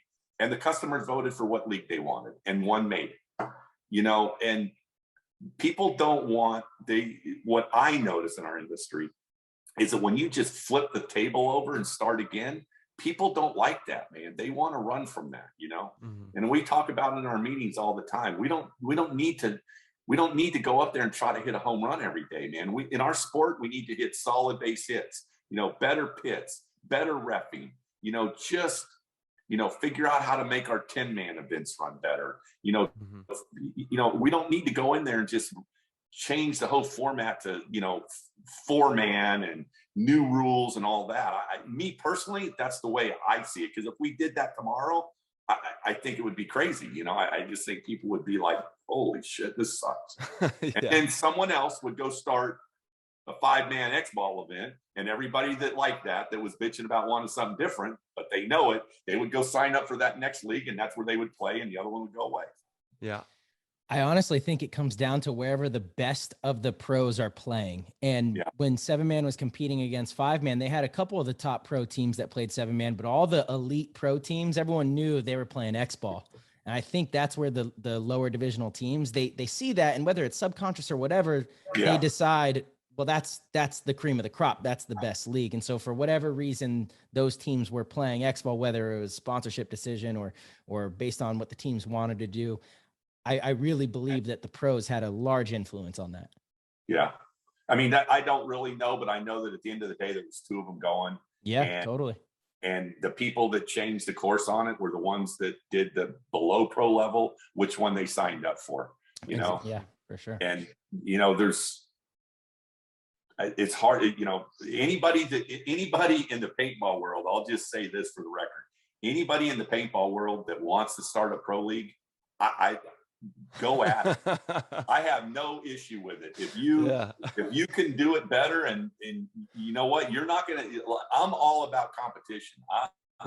Look, if someone can do it and they can do it better, it's just gonna force us to be better. You know what I'm saying? But I know what it took to get to this point, and it's a lot of work and a lot of money to get to where we're at. Yeah. And my business side would never lend me down this way. If I look at it from a financial decision, because I said for how many every years, I will never be part of I'm never going to own a league. And again, I said never. And, like 4 or 5 years ago, that bit me in the tail. So yeah, it's a lot of money, folks. It's a lot of, there's a lot of people that say a lot of things. So it's not like, people walk around and pat you on the back all the time, I do get a lot of compliments at the field now, and people do recognize it, and I am thankful for it because it feeds it along. But there's nothing easy about doing what we did, and there's nothing cheap about doing what we did.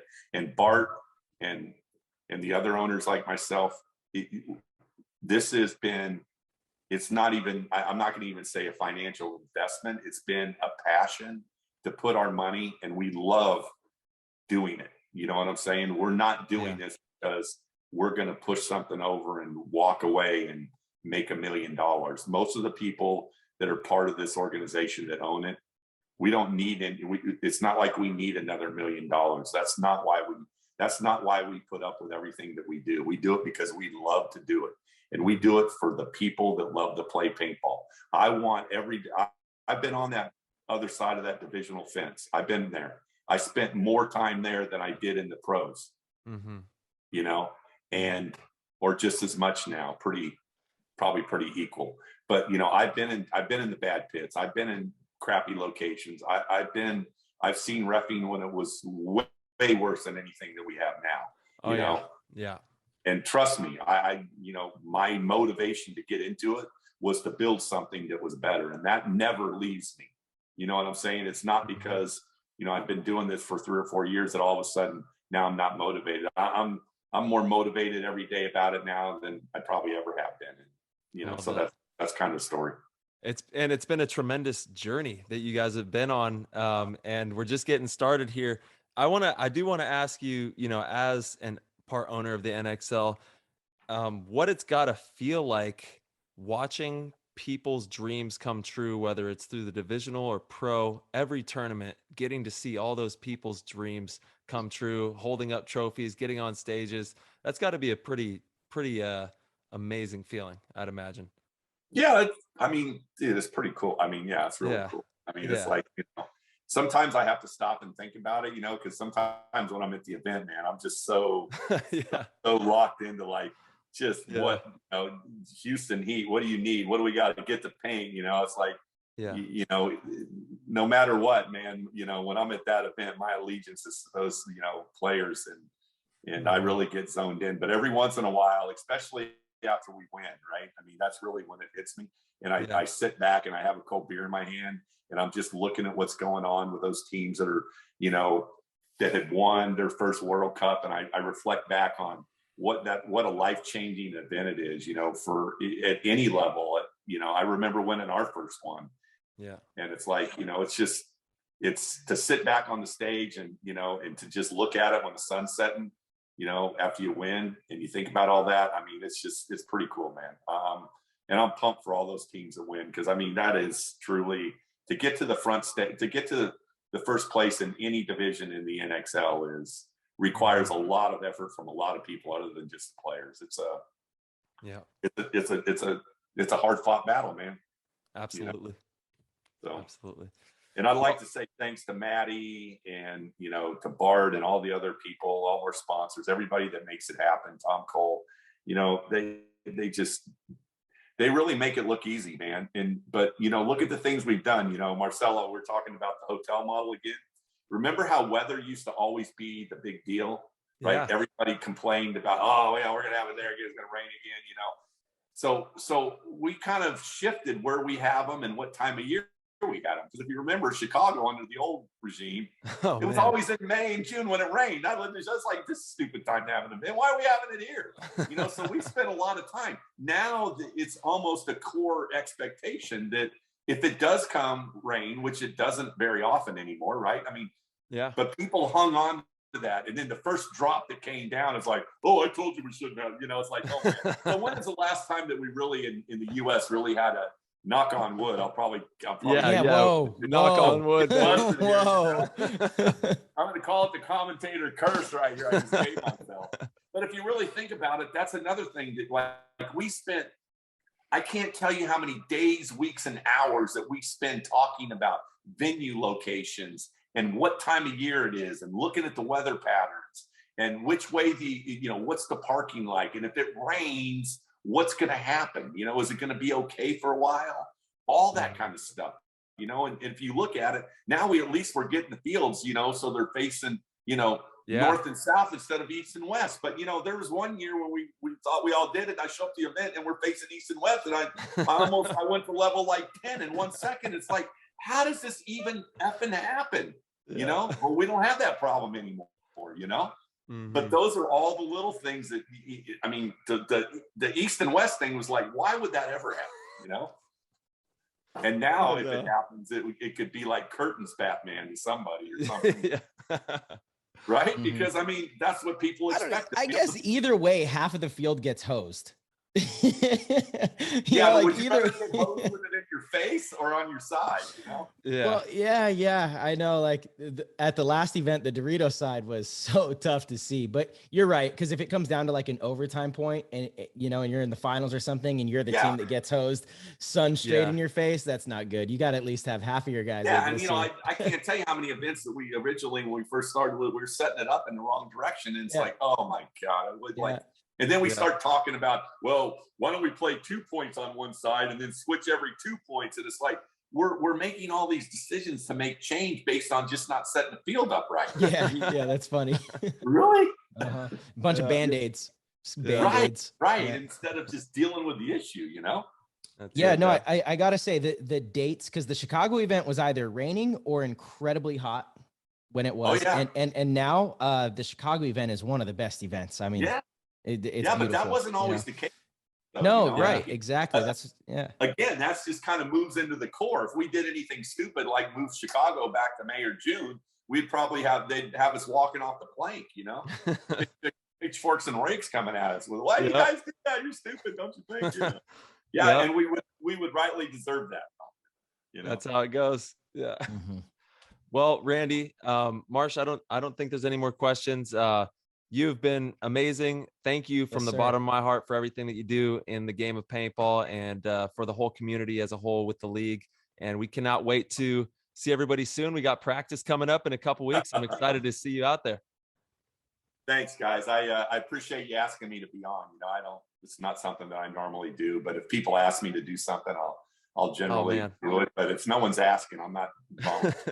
The honor is all ours. Honestly, thank you. Nobody's ever been able to really get to know Sarge. So hopefully this has been a great insight for a lot of people to get to know you better as one of the owners of the league. I'm just a mean, scary monster out there. Yeah, you are, man. You're terrible. I'm gonna sneak over and steal some of that bubbly cold water. Ooh. No way, buddy. No way. I'll tell you what, I'll send you a picture of what our cooler looks like, Marcel. And I'll build you an inventory list for it. There we go. That works. Look at that. Congratulations on your guys' win, man. You did good. That was Thank exciting you, to see that. Look, I don't want any team to win but us, but I'm glad you guys won, and I'm glad it's in the HK family too. So, between us and between you and us, I think we've done the HK family pretty proud the last couple of years. So absolutely. I'm excited for everybody on your squad. You guys do a good job. You run a great program, and it definitely helps. Likewise. It definitely helps the paintball world. That doesn't mean I love you or anything like that. Yeah, fair enough. Same. You know what? Hey, we gotta go anyway. Sorry, we gotta go. So, thank you so much for coming. This has been fun, man. Yeah, this is good. Thank you, Sarge. See you guys later. We gotta get off the line. We're off the line now. We're over the line. I told you. Have a good night, bud. I don't know how you turn it off, man. Where's the red button, man? There we go. All right, PTG fam. Thank you guys so much for hanging out with us on yet another episode. This one was a banger, a lot of fun. Nobody really gets to sit down and talk to Randy Smith, so I'm sure that offered a lot of insight to one of the mans that pulls the strings behind one of the most successful teams in modern paintball history. If you guys would like, you could head over to ptgpaintball.com and sign up for our Discord. Click the Patreon link, get in there, join us, hang out, get to ask questions, become part of the show. We'd really appreciate the support. Thank you guys so much. And again, if you guys would need a website, or if you need a website, Rusty Glaze at Concept Pursuit is definitely your guy. All right, PTG fam, as always, I'll see you very soon.